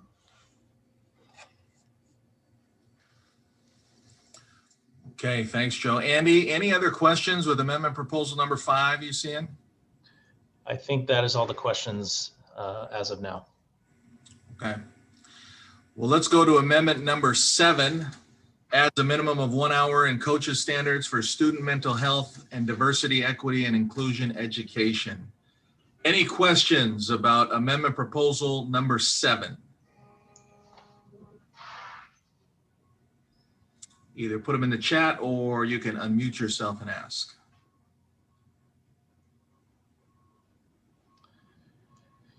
No questions at this time. Okay. If I can jump in, Yeah, in our sure, group, the question was whether or not the WIAA would be providing those, that leaving that to a individual school athletic director to come up with those classes, and in particular, if there were additional costs associated with them, that might be a concern. But they'd love it if it was, one of the boxes that coaches could check off, like the concussion training and things on the WIA website. Tom, we will offer these courses through our coaches school for sure, but we'll definitely take into account any other ways that people could get access to that, especially with now that we do a lot of virtual learning. But it also, I think a lot of schools are also doing these trainings already, so we want to make sure they can utilize that towards coaches education as well. Hey, thanks, BJ. Good question, Tom. Andy, any other questions you're seeing with amendment proposal number 7? I think BJ addressed the last 2 that came in. Okay. All right. So with that ends our session number 2. Before we get into session number 3, I just want to review, and Mark, you chime in here if I'm saying anything. Before we get into session number 3, I just wanted to mention revisions again. Is that all right? Yep, thank you. So remember, prior to this third session breakout, let me just remind you, I will notify delegates that if they intend to submit a revision to an amendment, they need to type revision in the chat. Following the conclusion of discussion following the third breakout, any delegates who have typed revision in the chat will go into a revision breakout room, and all other delegates will take a break. The length of the break will depend on the number of revisions to be considered. Any revisions must be emailed to Cindy Adsit, cadsit@wiaa.com during the meeting so that the wording of the revision can be finalized in the revision breakout room. Everyone will come back into the main meeting, and revisions will need a motion and a second to bring to the floor. Revision number, for example, revision number 1, motion, revision number 2, second, must be typed in the chat. Then the maker of the revision can present it. Following the presentation of the revision and any subsequent questions, I will call for the question and delegates will vote yes or no in the same spreadsheet that BJ, I believe, described at the beginning of the meeting, in which they checked prior to the start of the meeting. And then BJ will announce the vote tally. Is there anything that needs to be clarified, Mark or staff, about the revisions before we get into session number 3? No, if you can just get them in as soon as possible, it'll help us move things along a lot. Thank you. All right. Thanks, Mark. Okay. If nothing else with revisions, let's get into let's get into session number 3. Number 3 session, last session covers amendments 8, 9, and 10. Let me read the summary and then we'll introduce the presenters. Let's start with amendment proposal number 8. High school basketball teams may participate in 20 games or 19 games plus one tournament for a total of up to 23 games. A WIAA foundation game or game against an international touring team will not count towards this total. Dennis Bauer, AD from Onalaska. Take a couple minutes. Okay, thank you, John, and thank you, everybody, for allowing me to present this amendment. A little bit of history here. You know, those of you who've been around, this amendment has been before Rep Assembly several times, but now it's got a little unique twist with a little bit of flexibility here. We're kind of borrowing the concept from volleyball, where you can take one game and transfer or trade it for a up to 4-game tournament. I really see opportunities for all the stakeholders involved, the kids, the coaches, ADs, and even the officials.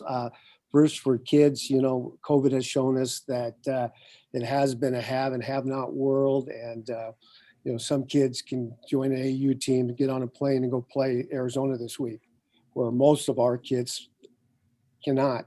So anytime we can give opportunities, and I look around our halls, we're fortunate to be in school in a hybrid, and these kids are wearing these masks, and I can just see their eyes, and I see these senior athletes are just missing out on so much.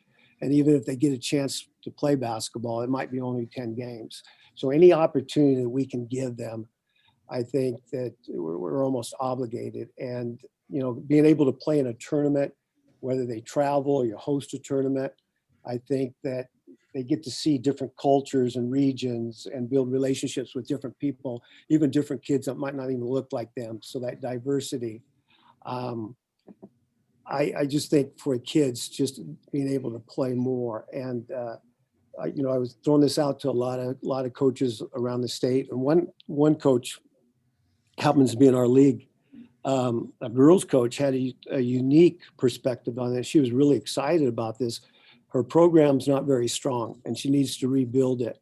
And she was thinking this tournament, hosting the tournament, she could invite teams that are competitively comparable so that she does not feel threatened that her team is going to get beat up in a tournament, bring them all together, and those kids can enjoy a tournament style, a tournament format, and she can build the program. So it's just kind of a unique twist. You know, we always think about big schools and showcase tournaments, but even for the small schools. For ADs, I see it flexibility. Now keep in mind, we don't have to schedule beyond that 20th game. You can just use standard that we've always been doing, but you can add to that if you need to. I know as an AD, I've had trouble trying to schedule non-league games because our league has changed. You know, we got 11 teams. We don't have very many games for non-leagues. Or, you know, as a football school, sometimes we don't get our kids till late. Having a tournament during the holidays allows me to get these kids playing and in an easy manner. For coaches, I think the opportunity is just to coach our kids, more coaching, more games. We got great coaches, great programs, but the education piece where we have more hands-on. Anytime we can get our coaches involved with our kids and teaching the education-based stuff, I think that's an advantage. One disadvantage that has popped up, or one, I should say, con, is the availability of officials. I don't see it with tournaments because most of the tournaments are played during the holidays or on weekends when you're drawn from a different pool. Those, whether, you know, if you're doing during the week, everybody has games, but I think there's some more officials accessible. And also I'm thinking outside the box. Why can't the officials work 2 games in a tournament, which they can, make more money, but maybe it would be a draw to recruit younger officials. Also as an avenue for training officials, having the supervisors come in on a weekend and help train officials build that body up, just give them more exposure. And I know officials always ultimately want to be able to do a tournament game at the state level, you know, state tournaments. So this just adds to that training mechanism. And then last, I would have to say that the benefits for like the committee, the seating committee, where if I'm on the seating committee for the 2Bs, I have the ability to go to a couple tournaments and see maybe some quality teams for seating purposes down the road. And the last thing I would say, that, Washington really is, and I don't think this is a driving reason for this, but Washington ranks in the lowest, 20% in terms of number of games. So this model kind of fits into what Oregon's doing too. So basically that's the amendment. Thank you, Dennis. Appreciate that explanation. In order to bring this forward to the floor, we'll entertain a motion in a second. I have a motion for number 8 and a second. All right. Thanks, Andy. With that, we will move to amendment proposal number 9. Eliminates the restriction of 20 days of coaching for summer football. Jeff Lowell, AD at Bellevue School District. Take a couple minutes. Thank you, John. To answer Tim Thompson's question, no, my shirt's not tucked in. More importantly, though, one of the things that has really become something that I do really intensely and intentionally since March. Anytime I pick up the WI handbook, I look for areas where it would benefit student athletes, athletic directors, and anyone else who reads the handbook to align the language that's included in the book. And Rule 35, the rule that is there for football, is a rule that in its current iteration needs alignment. And really that alignment is to further elements in the WI stated purpose. The purpose to align design activities to provide for fair and equal opportunities for all participants, and really promote uniformity of standards in interscholastic activities. When you look at sport-specific language in the handbook right now, there is only one sport that has any mention of summer in that sport-specific language. There are 6 mentions in the sport-specific language. Every one of them is in football. No other sport actually has a separate standard for summer in this area.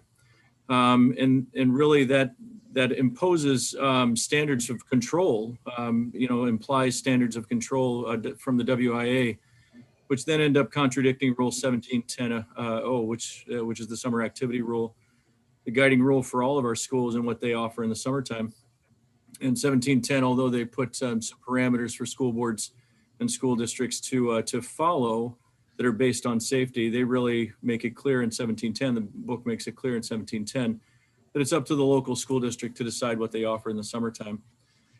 So what the intent of the proposed changes is really important also, and make sure it's very clear, and that is to provide a common standard for the number of allowable coaching days for all student athletes, while still taking into consideration unique safety considerations that need to be in place for football.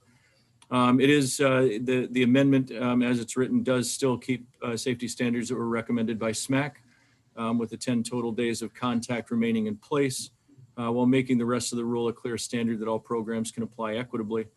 And then the safety standard would not imply control of the summer activity, but aligns with the language in 1710 and establishing clear boundaries for all schools to apply or elements of safety that they should apply should they decide to offer the activity.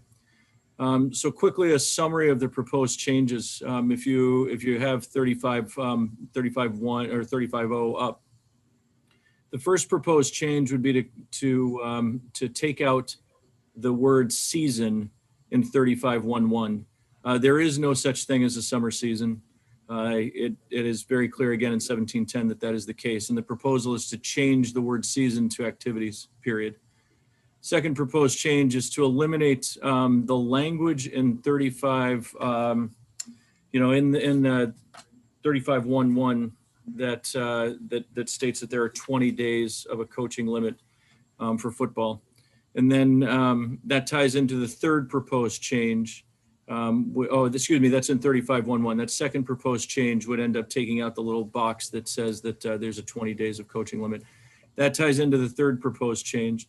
And under that, where it says practice, I believe it's 35.2, would eliminate the phrase that's in our current handbook in gray that imposes the 20 days of summer coaching.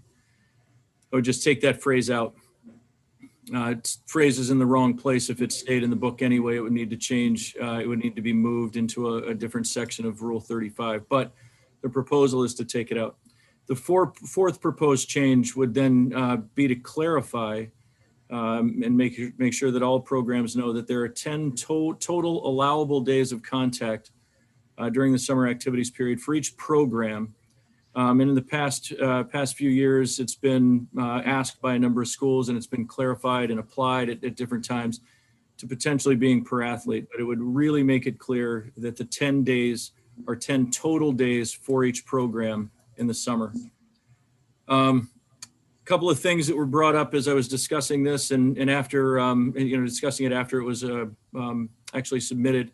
And one thing that was actually brought up is the inclusion of the phrase full pads and full contact. And does that end up potentially creating a loophole? And I want you to know that that phrase is not intended to be interpreted as an opportunity for programs to then run additional practices with partial pads. So just having their helmet and shoulder pads on and then have other contact. That's not what the intent is. The intent is to have practices outside those 10 contact practices that would allow skill development to be taught, to build team unity, to provide extra conditioning, whatever it might be. And then other discussions with individuals over the past couple of months has really gone back to the intent of this rule, the 20-day limitation rule from its initial discussion, and the idea of pressure and coaches, pressure for coaches and for athletes if you don't have that 20-day limit. And if that concern is there, that we really want to keep the 20 days because of pressure on coaches and pressure on athletes alike, and the belief is the current rule is one way to create a strong boundary, then I think it's important to then turn and look at the summer activities period rule, which then does not apply that same standard to every other sport. If the 20 days is there because of that particular concern, then it should be there for all sports. That's the proposed change in a nutshell. Happy to take questions as the day wears on. Thank you, Jeff. Appreciate that. In order to bring this to the floor, we'll entertain a motion in a second.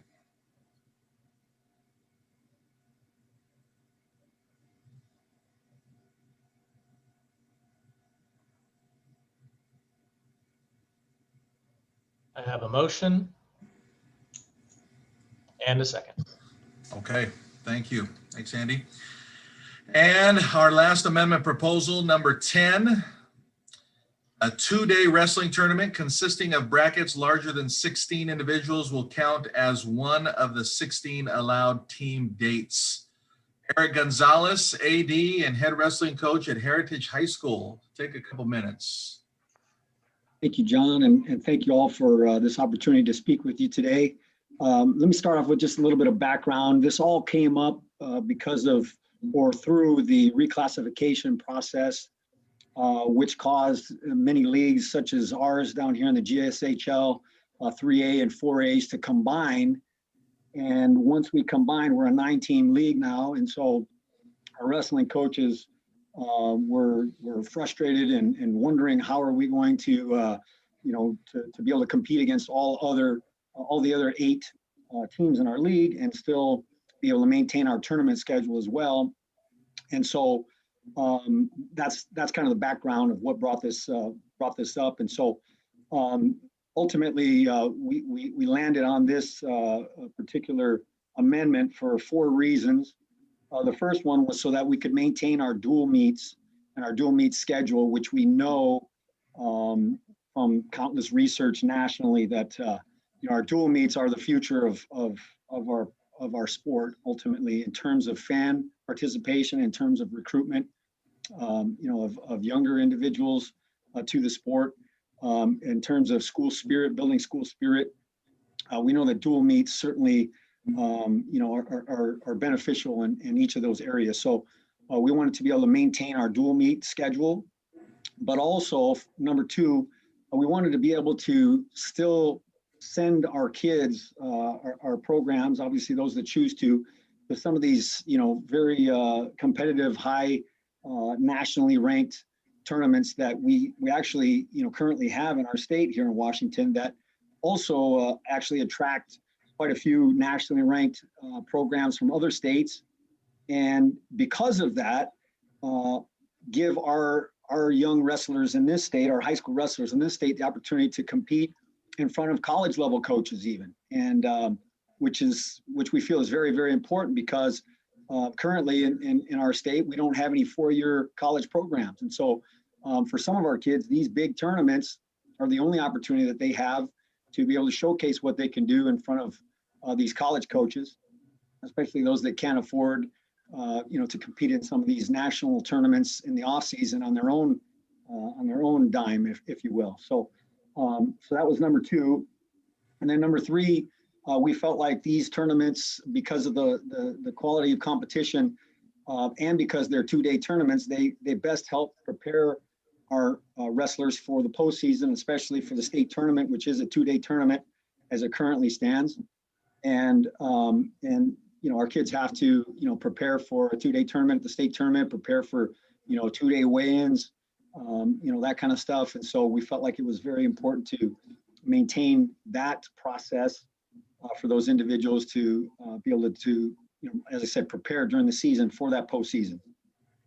And then ultimately, number 4, team building. These 2-day tournaments, obviously, many times, in many cases, involve travel and overnight accommodations and things like that. And so for many of our kids, again, especially those who are unable to compete in the off season or are obviously participating in multiple sports, and so aren't wrestling in the springtime, et cetera. For those kids, this is a great opportunity for them to be able to go and be a part of the team and build, especially if they're not maybe a state level competitor themselves, and so they don't qualify for that state tournament. This might be their only opportunity to travel with their team and bond with their team and all those benefits that are associated with that. And so that was number 4. And then last couple points, of course, we would still be limited to 16 total outings. So that wouldn't change, nor would the 45 match limit, per individual. That certainly wouldn't change as well. And then there is some precedent in terms of track and volleyball in terms of being able to count a 2-day tournament as just one outing. And so anyways, once again, I sure appreciate the opportunity to speak to you today. Thank you very much. Thank you, Eric. Appreciate that explanation. In order to bring this amendment proposal number 10 to the floor, we're going to entertain a motion and a second.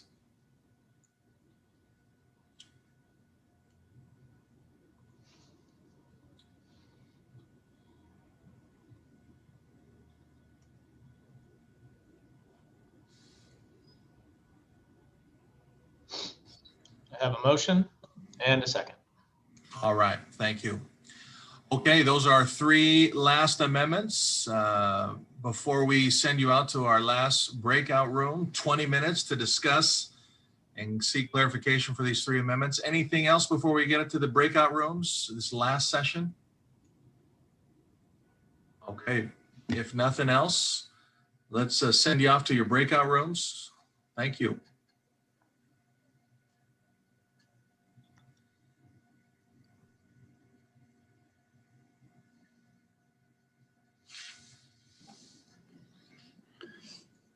John Cerna, do you remember what breakout room you were in or who you were with?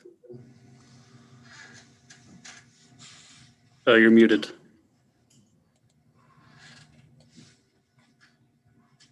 I think I was with Tim. I think that was 2, I think.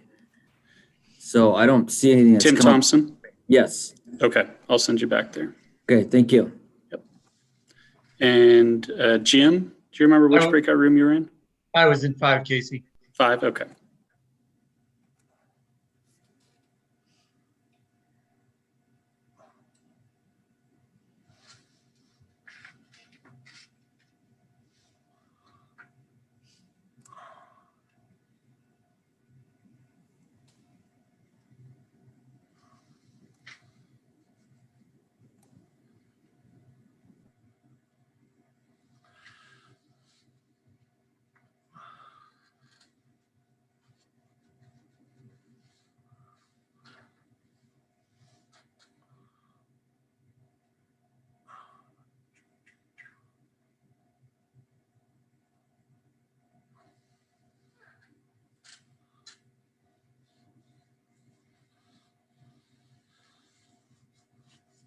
Anybody else still hanging out and need some help getting to a breakout room, or are you guys good?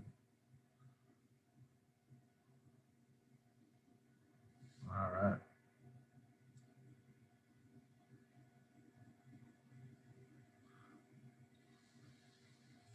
Curious if anybody on here, Sam or Andy or Casey, do you know of any revisions? Do we have a lot of those? Do you see anything in the chat?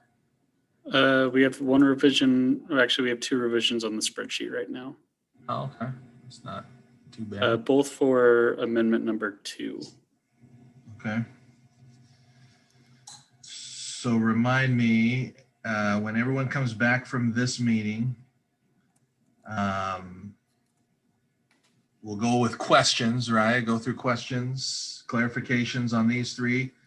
As soon as we're done with that,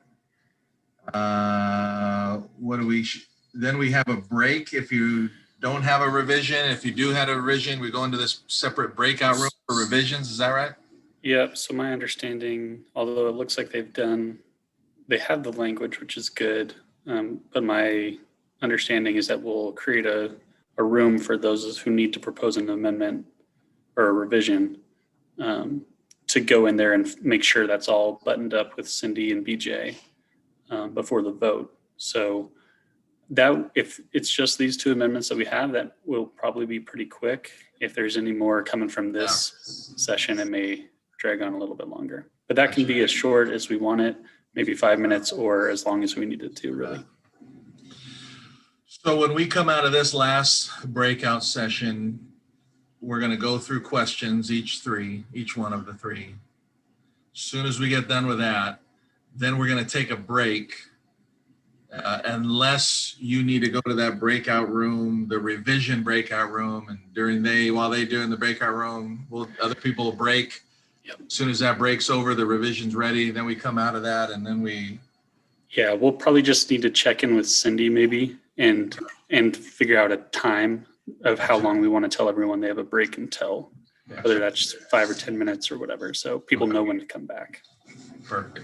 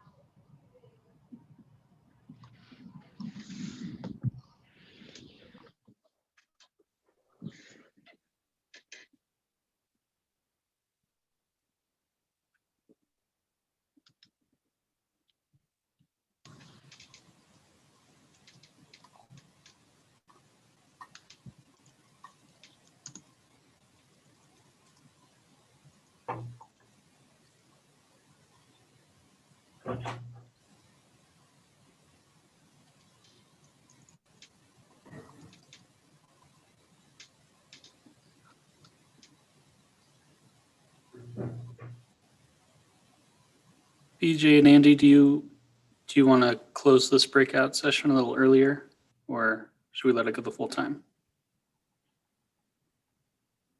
I would suspect that we could maybe cut it down by 5 minutes. It seemed that the conversation in our breakout was pretty brief, and people understood the amendments. I know there is one clarifying question on one of them, but okay. Yeah, this is the I would earliest we've agree. had. This is the earliest we've had 2 groups back. So maybe I'll shut them down at 5 minutes and give them a little heads up before time. I think that's fine.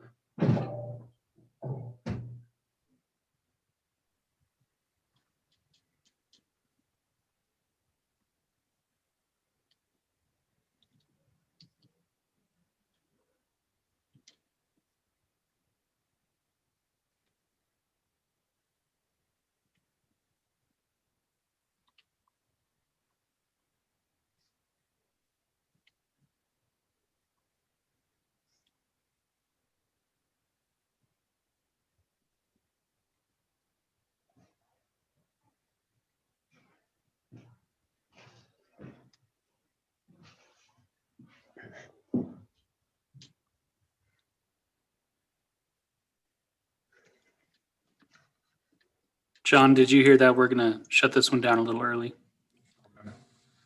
in about 2 more minutes. Okay. Andy, just to confirm, come out of this one, go through questions, each one.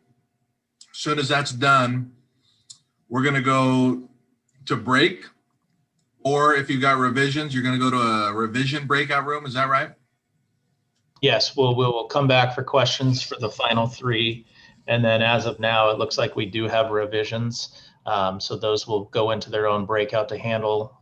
They'll work as quickly as they can to get that finalized. And then we will come back to the larger group, present the revisions, and then take any action at that time. And then once that's wrapped up, we will move into Garrett Giles. Awesome. Thank you. Andy, have we had? At 1:45. Sorry. Go ahead, Andy, have we had the missing voting member show up? No, I don't think so. We've double checked. Okay, thank you.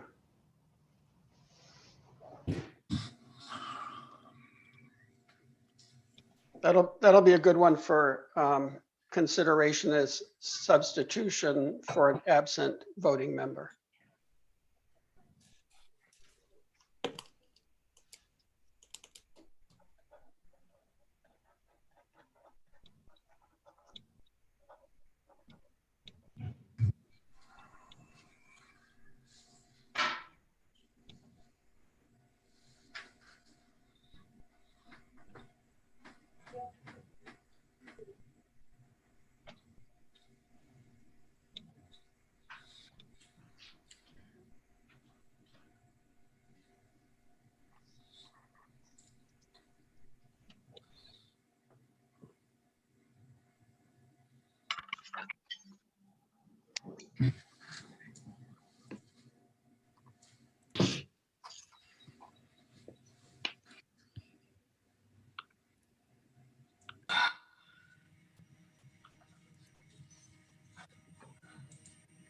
All right. Looks like everybody's coming back.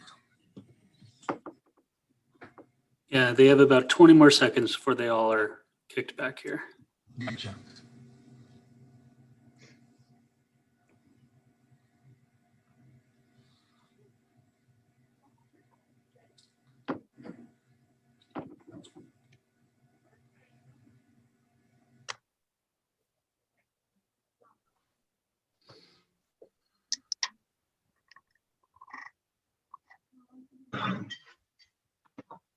Okay, does it look like all the breakout groups are done there, Casey?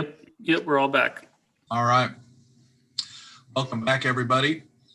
We are going to take these last three amendment proposal questions and clarifications. So we're going to go one by one, so you can save your question until we get to that amendment proposal. That'd be great. Remember, you can put it in the chat note, or you can unmute yourself and ask that. So we'll start with amendment proposal number 8. Was there any questions about high school basketball teams participating in 20 games or 19 games plus one tournament for a total of 23 games? A WI Foundation game or international touring team will not count towards this total. Any questions with proposal 8?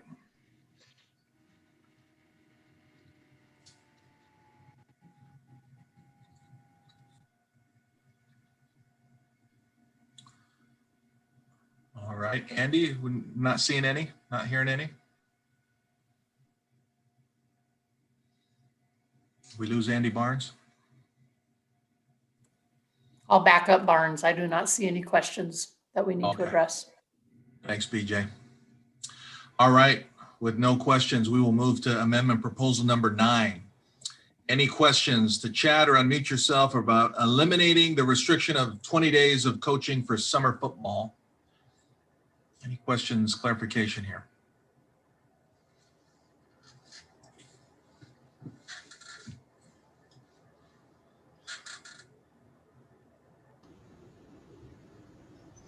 No questions at this time. None there. Got Andy back. Thanks, BJ. All right, we're going to move on to our last amendment, proposal number 10. Are there any questions about a 2-day wrestling tournament consisting of brackets larger than 16 individuals will count as one of the 16 allowed team dates? You can unmute yourself or type in your question. So I have 2 questions. The first clarifying question, currently does a 2-day tournament count as 2 of the 16 allowed team dates? Staff or Eric, any clarification there? Does a 2-day tournament count as 2 of the 16 allowed team dates in wrestling? Correct, it does, currently.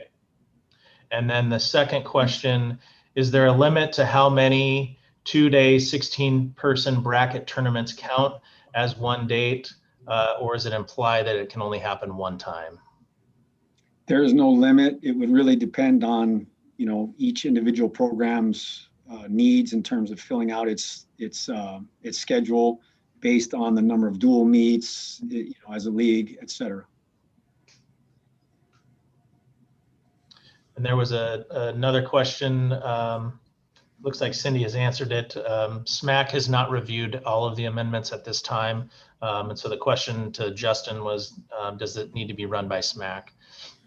So the SMAC committee, as Cindy said, has not weighed in on this. I will say that the SMAC committee did weigh in on last year's proposals, which granted the 6th match in a day, as outlined in past last year. So that one had been reviewed as an additional. And so, but SMAC has not taken the action of reviewing this amendment yet.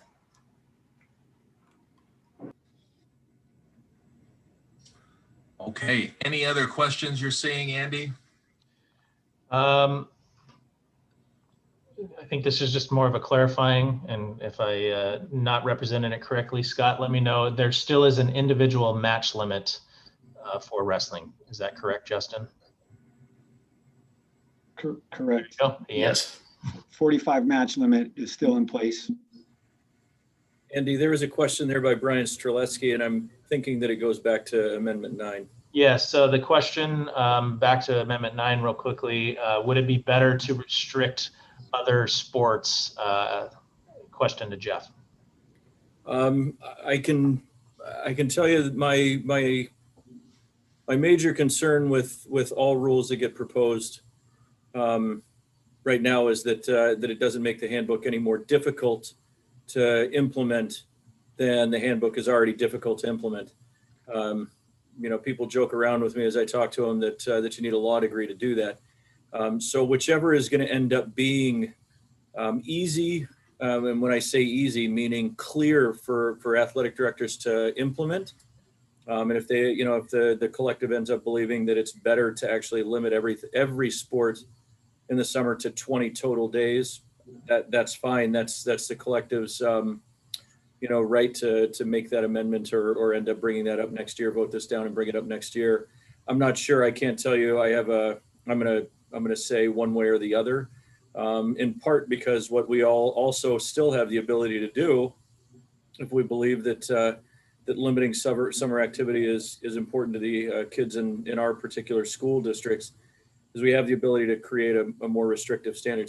It's ours to control, right? So we can do what we need to with our own programs and limit the number of days that they participate. But it applies the same structure for all of it. That's really the intent of it. Thanks, Jeff. At this time, I do not see any further questions. John, may I ask Eric a question, please? Yeah.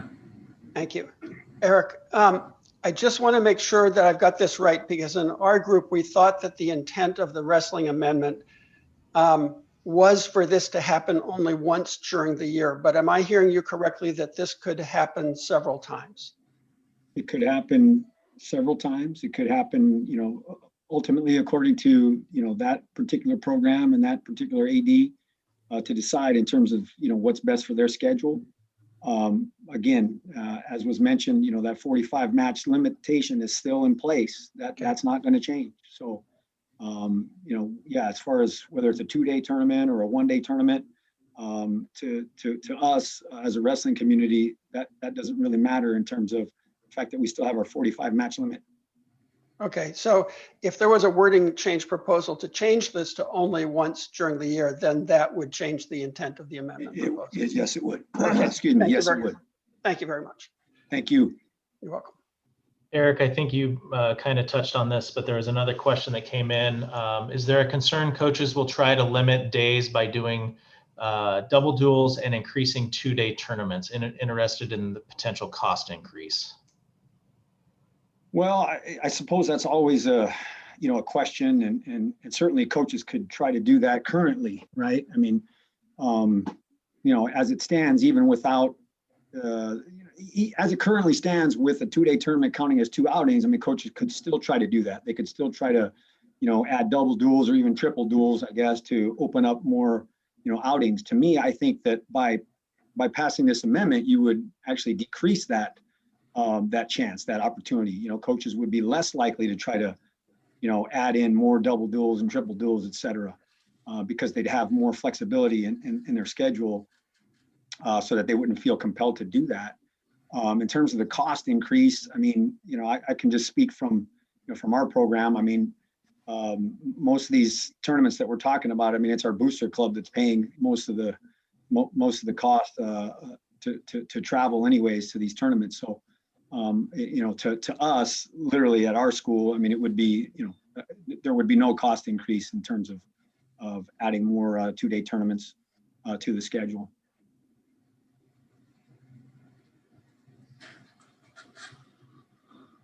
All right, thank you. Andy, any other questions you're seeing? What if one or several brackets fall below 16? Will the school have to count both days and then exceed date limitation, especially fearful on the girls' side where brackets fluctuate quickly? Yeah, I mean, that's definitely a great question in terms of, on the girls' side. Again, I would say currently, I mean, that could happen right now, right? I mean, obviously that 2-day tournament's counting as 2 outings currently. So, certainly that could certainly, that situation could present itself as well. If these only counted as 1 outing. But, at least I know for sure on the boys' side, I mean, we're talking about like 64-man brackets in these showcase tournaments that we're talking about here. So, there's virtually no chance that they would fall below 16. But I hear you on the girls' side. Certainly that could be a question mark.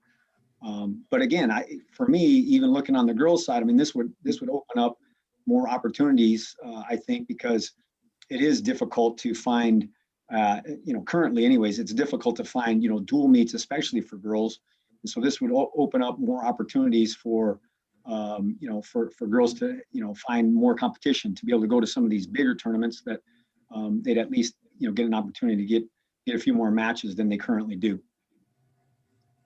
And one more question, Eric. Is there a concern of available officials? I think that's going to be a concern for all of us in all sports this year, especially. But no, I mean, in terms of, you know, 2-day tournament versus, I mean, we already have them, and that's the point. These tournaments already exist in our state. And so we haven't had any problems, you know, finding officials to be able to officiate them. So that's definitely not really a concern. Not at this time anyways, but again, we'll see what's going to happen with COVID. Thank you, Eric. Thank you. Are there any, at this time, are there any motions for revisions to amendments?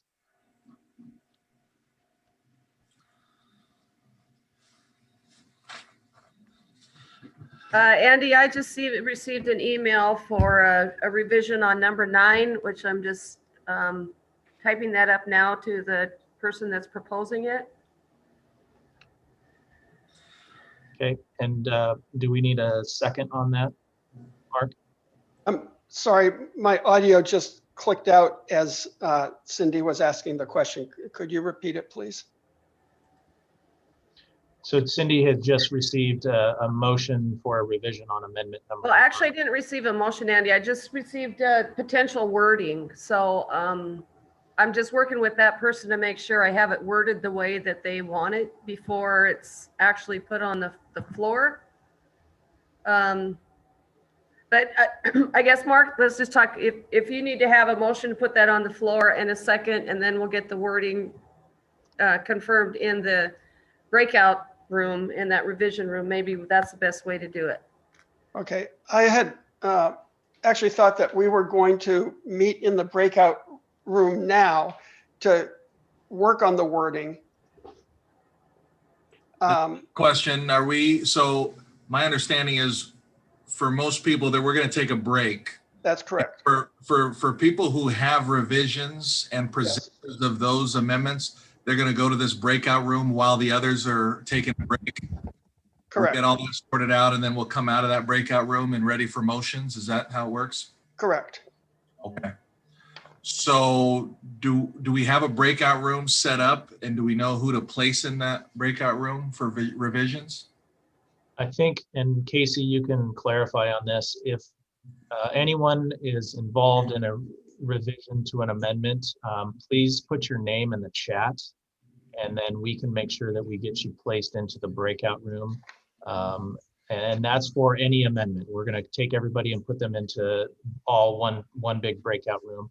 And then all others that are not involved with revisions, we will take a break. Cindy, do you have an approximate timeline based on what you've seen so far, 10 to 15 minutes, or do we need longer than that? I think 10 minutes will be enough. So everyone has the option to join the revision breakout room now. Otherwise, so you can do it yourself. Otherwise, I will just start adding people who've put their name in the chat. So either one works. So we will take for those of you not involved, again, a 10-minute break, and we will come back and present the revisions to amendments at that time. Thank you. All right, enjoy your break. Those that need to get in the revision breakout room, you can be placed in there or you can put yourself in there. 10 minutes. See where we're at in 10 minutes.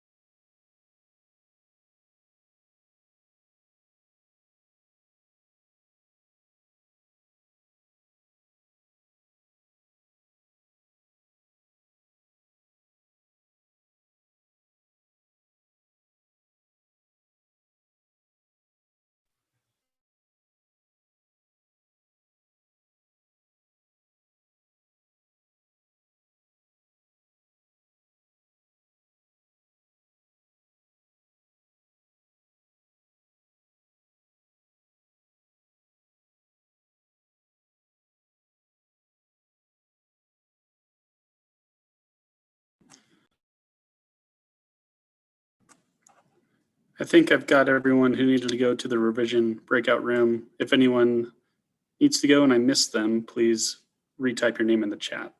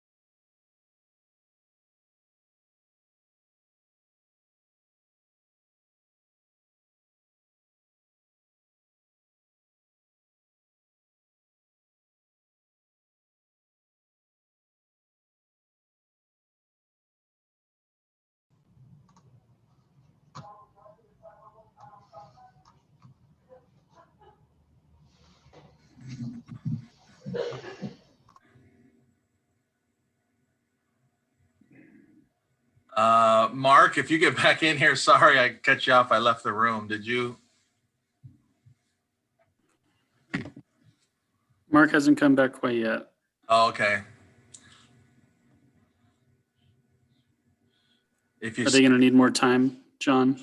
Well, I thought we were done, and so I left. But as you know, when you click leave and then somebody chimes in anyway, I don't know if I missed something from Mark. There's only a handful of people in there still. Maybe I need to go back to the room. Join.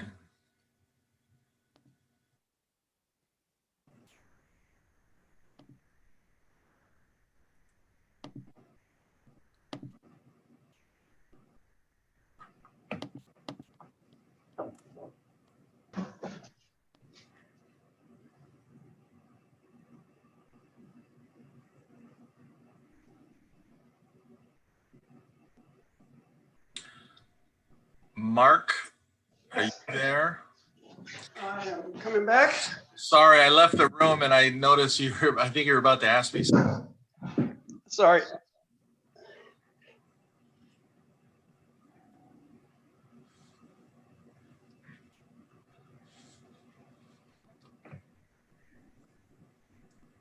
John, can you hear me right now? Yes, I can. Now I can. Sorry, for some reason I've had a couple of times today when I've just had this odd interruption in the audio, but not the video. I don't know what that is. Okay. Okay. Let's see. I don't mean to be a stick in the mud here. I think you're good.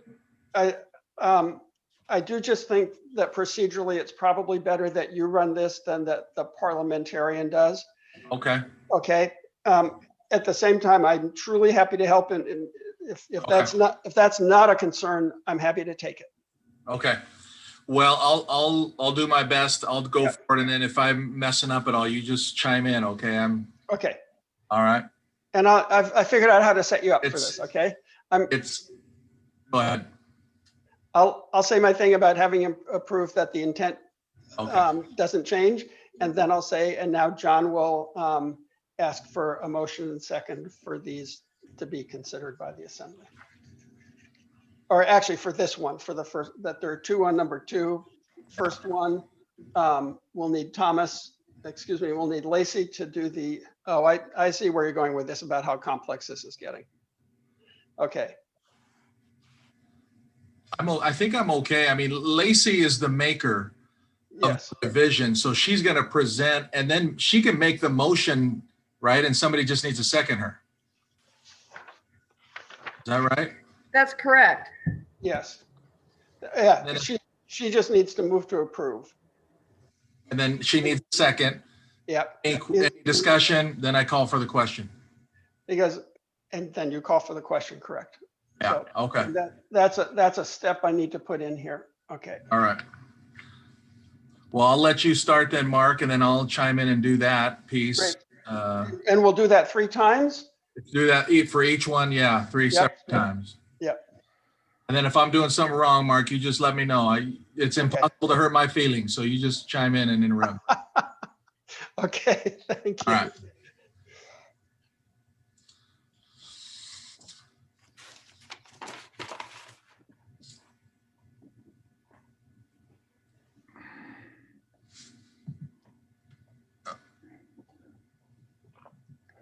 Okay, it's been 20 minutes. I think we promised a 10-minute break. So are people waiting? We just go ahead and get started back up again. I'm going to turn over some time to Mark, our parliamentarian, and then I'll take it back and we'll go from there. Okay, thank you. First of all, we have 2 wording changes on number 2 and 1 on number 9. And we reviewed these together, and my ruling is that these proposed changes do not change the intent of the original amendment. And so now John will, so revisions need a motion and a second to be considered by the assembly. And the maker of the revision, and so we need to bring each of the revisions to the floor. So the first one, so John, I think it's your time to invite Lacey to explain the first one on number 2. Thank you, Mark. So again, three separate revisions. The first revision maker is Lacey. Lacey, if you unmute yourself. Yes. Okay, go ahead, Lacey. And then if there'll be a second for Lacey's proposal, revision, there'll be a second. We'll put that in the chat notes and then we'll have any kind of discussion. Then we're done with that. I'll call for the question. Is that right? Correct. All right, Lacey. The revision that we're proposing is just adding language to amendment number 2, adding the language of within a calendar year from the date of enrollment at the new school. So just to give ourselves a timeline rather than having it just be an infinite number of years of when the person could have worked with that coach. Thank you, Lacey. So that motion will need a second. Is that correct? Lacey made a motion and looks like we have a second from Suzanne. Thank you. All right. Is there any discussion about this revision to amendment number 2? Andy, if you can monitor that chat notes. If you have a question or discussion about this proposed and seconded revision, now's the time. When I see that there are none, we'll move into voting for the revision. Clarification, and this only is for private instruction, correct? I think that will be addressed in the second revision to amendment number 2. Okay, thanks, Andy. Correct. Andy, go ahead. Any other questions? Discussion for revision number 1 for amendment proposal number 2. And just point of clarification, this is, if it does get to a vote, it's only for adding this language. It's not whether or not you're voting on the amendment itself. Good clarification. Thanks, Andy. All right. Hearing and seeing no other questions or discussions, I am going to call for the question. Delegates, you will vote yes or no in the same spreadsheet in which you checked in prior to the start of the meeting. I believe BJ has that spreadsheet up. So yes or no, delegates.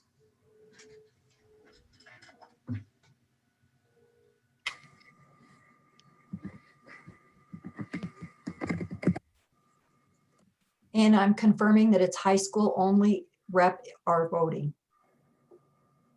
Correct, yes, high school only.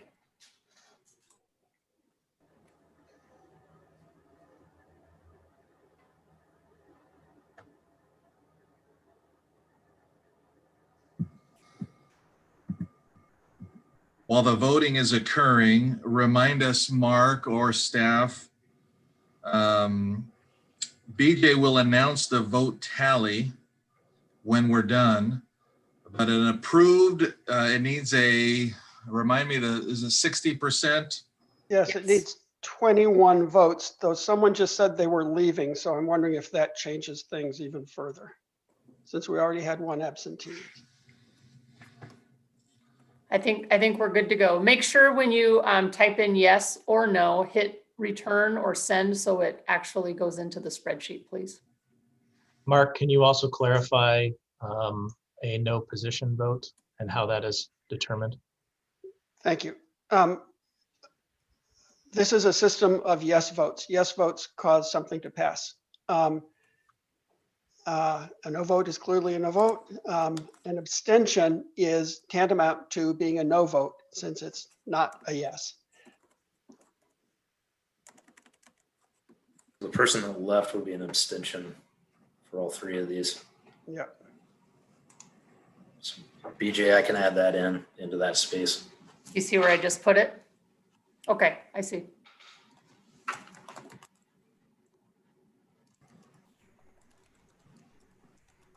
BJ, if you can, I know you've got eyes on the tally. When you're ready to announce the vote tally, go ahead and then we'll move to the second revision. I think it's fair to say this is passed. We are still tallying, but this is clearly passed. Okay, thanks, BJ. Mark, can we move on to the second revision for amendment number 2? Yes, we can. Okay, For the second revision, I'm going to turn some time over to Tom, the maker of the revision.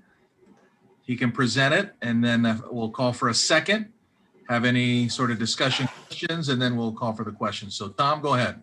Yes, so we, after hearing all the feedback, added the word personal instead of just receiving athletic or activity. It is receiving personal athletic or activity instruction or training.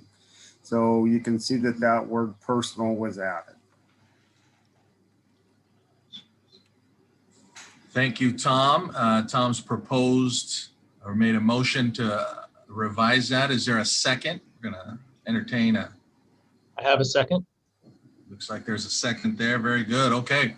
Are there any questions, clarifications about this revision? Now would be your time to ask before we vote. Any questions? Let me know, Andy, if you see any, or you can unmute yourself and ask. Again, just point of clarification, this amendment is for high school only. Very good. No questions at this time. Okay, seeing and hearing no questions, I'm going to call for the question. So delegates, please vote yes or no in the same spreadsheet in which you checked prior, right there on the screen. And BJ, when you're ready to announce a tally, go ahead.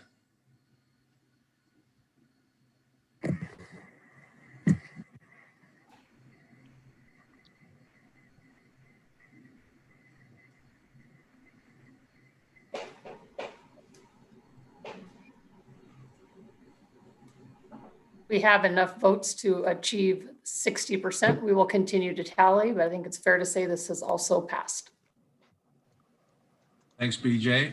All right, revision number 2 passes. Okay. We're going to go to our third and last revision. This is regarding amendment number 9. And for this, we are going to give some time to Pat. Pat, if you can make your motion. Sure. We motion to amend number 9 to the wording, a maximum of 10 practices with contact and the use of any equipment are allowed. That should eliminate questionable practices where, oh, I just got helmet, shoulder pads, so it doesn't count. So that is the amended wording. We scratch full pads and full contact to say 10 practices with contact with use of any equipment are allowed regardless of the number of coaches and or players involved in any given practice. All right, thank you, Pat. We're looking for a second. Anybody second this motion presented by Pat?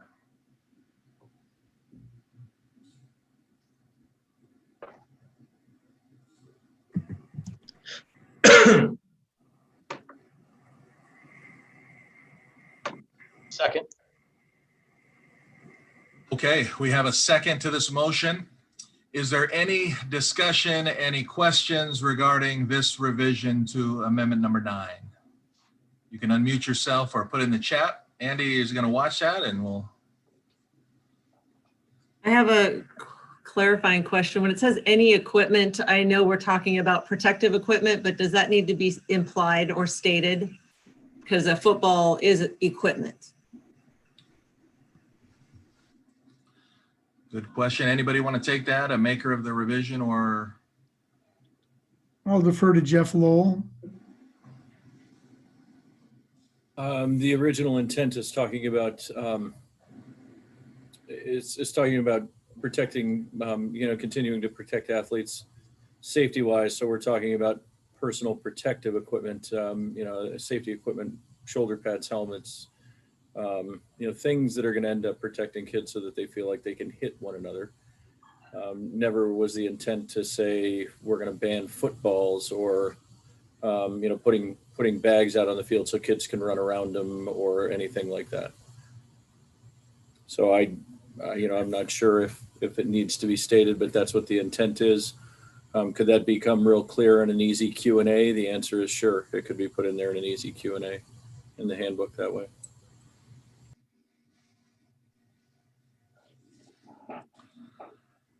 Thanks, Jeff. Pat, Mark, are we okay to just keep that with that intention, or do we need to revise the revision?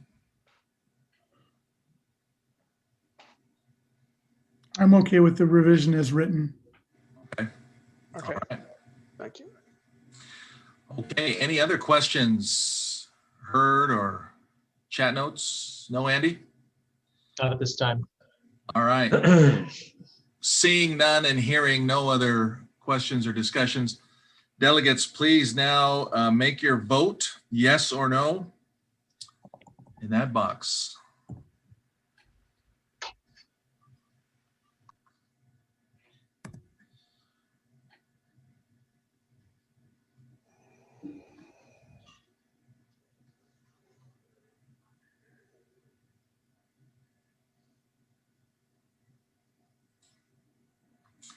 BJ, whenever you're ready for a tally, you just go ahead and announce that.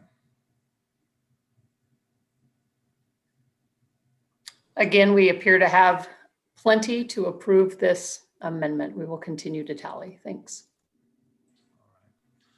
So it looks like revision number 3, the revision to Amendment 9 passes as well. Okay. Well, that is the process. Listen, I'm just going to check in with Andy, Cindy, BJ, Mark. Is there anything else in this amendment proposal process discussion, anything else before we turn it to Cindy Adsett for the Garrett Giles Award? Anything else we're missing? Anything else need to happen? Yeah, John, I'd like to make a clarification based on the discussion that came up regarding amendments number 4 and number 5.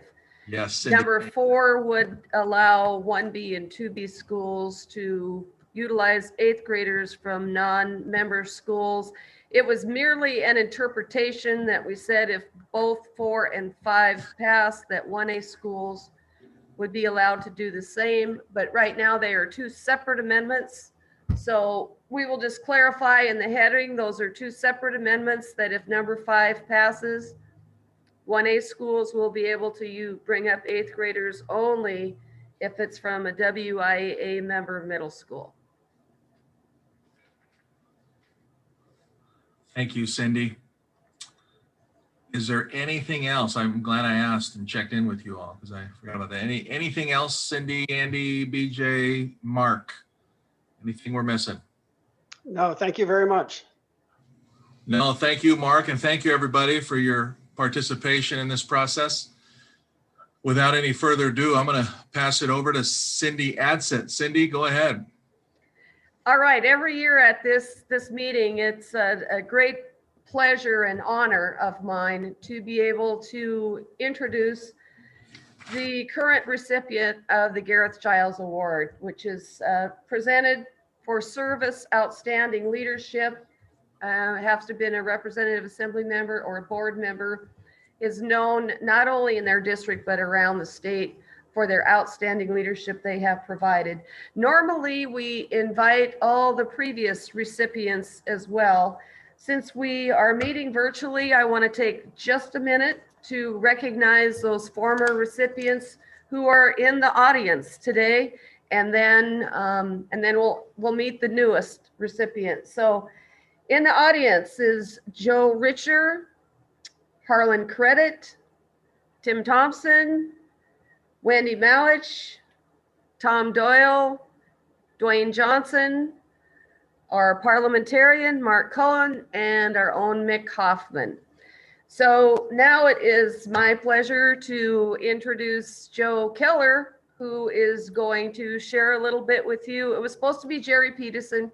He had a family emergency today, so pretend that you're looking at a picture of Joe and not Jerry. I don't know, you might want to look at the picture of Jerry versus picturing my picture up there. But anyway, it's my pleasure and honor to introduce Rob Swain as the 2021 Gareth Giles Award recipient. If you haven't had a chance, and actually Cindy just read off the list, but there are the previous recipients, very impressive, all exemplify the leadership and service that the award is all about. Rob serves the WIA West Central District and North Puget Sound League in a variety of roles, and most importantly, the student athletes in his areas. He also serves at the national level in his second year as the chairperson of the NIAAA's Resolution Committee. For those who know Rob, he is kind of a behind the scenes guy. He really doesn't like public recognition or awards for doing his job. That's exactly why I want to torture him with as many kudos as possible. He's just lucky that this year it's virtual, not in person. He doesn't have to stand up and squirm in front of everyone as others before him have in previous luncheons. Seriously though, I would like to share what some of his peers in his league and the West Central District have to say about Rob as a servant leader in his position. This comes from Brian Smith, Kent School District Athletic Director and Activities Director for the Kent School District. Rob is a fantastic leader with great perspective and straightforward style. He has led many leagues in District 3, all while serving as a mentor to many ADs and coaches. He is a friend and a trusted voice for education-based athletics. Joanne Daughtry, the Kentwood High School Athletic Director, says this about Rob. Rob Swaim has led the NPSL as president of the league for several years now. Typically, this job rotates. However, Rob was willing to continue in this role when asked by his peers to do so. His commitment to athletics, our student athletes, and our profession is greatly appreciated by all. Rob has been extremely valuable in helping our schools, league, and district through these unprecedented times. He's always putting athletes and their health, safety, and well-being first. This has always been his priority, and we appreciate all that Rob has done and continues to do for our schools, league, and district. Tony Davis, Tahoma High School Athletic Director, says, Rob has served as our league president for the last several years. In that time, he's led us through critical issues as well as carried out his responsibilities with the Auburn School District. A few examples. During the league alignment and transition from a 4A league to a multi-classification and all of the complexities involved with that, especially when as a league, we were new to that experience. Facilitating the communication required between and within districts so that every school and every district's concerns were addressed, leading to a product that is best for the young people who are competing. Guiding our league through the challenges of the pandemic. This ranges from the cancellations last spring and fall to the development of new seasons and schedules. His leadership in keeping 14 schools in 6 school districts moving in the same direction has been a key for our superintendents and school boards approving our league's plan. Rob handles the challenges that arise with great communication, humor, and a genuine concern for the student athlete. So as all you have heard, and many have experienced, Rob Swaim is well deserving of the Garrett Childs Award for his outstanding service and leadership to the various adults and students in his many roles. Please welcome me in congratulating and honoring Rob Swaim as the 2020-21 recipient of the Garrett Childs Award. And there it is on screen. Cindy's got it. Congratulations, Rob. We appreciate everything you've done. Well deserved. Thank you, Joe. A little heartfelt there. I didn't know that about the ADs. I'm incredibly humbled by this honor, and looking at the past recipients of this award, there's just people that I reached out to when I got in this position that have earned this award also. Dave Lutz, Rick Wells, and especially the late Bob Jones, who I worked with very closely in the Auburn School District. And I'm one that I like recognizing others. I don't like to be recognized. I'm not a big fan of that. I am doing my job and what's best for kids and try to get everybody going the right direction so we can do that. I love working with athletic directors. I would never change my job. I've landed on the job that I've always wanted, and the people work together so closely and share ideas and are able to bounce everything off each other to where you feel safe asking those tough questions. And, you know, those mentors I have, and I look to pass that on to people, especially new folks in our league. Brian coming from a WIA perspective and Eastern Washington coming into a tough place where he's at. I really feel honored that he said those things about me. I can't appreciate enough where we work, from the WIA down through the West Central District and even my school district. Just the respect we have for each other and the jobs that we do. I mean, this time during COVID really showed that, all of us working together. I mean, the meetings that we pulled together just as district athletic directors at Joe's we meet weekly, discussing all the COVID issues. We want to make sure that we're all doing this for the right reasons. And I'm honored, I'm humbled, and that's all I want to share. Thank you very much. Well deserved, Rob. Thank you. I appreciate it. Is that it? As far That's as it. I'll get that plaque sent to you, Rob, so you'll be able to hang it wherever you want to hang it. At the WI office, can you just stick it on the front porch in a box and think it's gonna get somewhere? Yeah, we still have your regional basketball stuff in the box, Rob. Thank you, you guys. I appreciate it.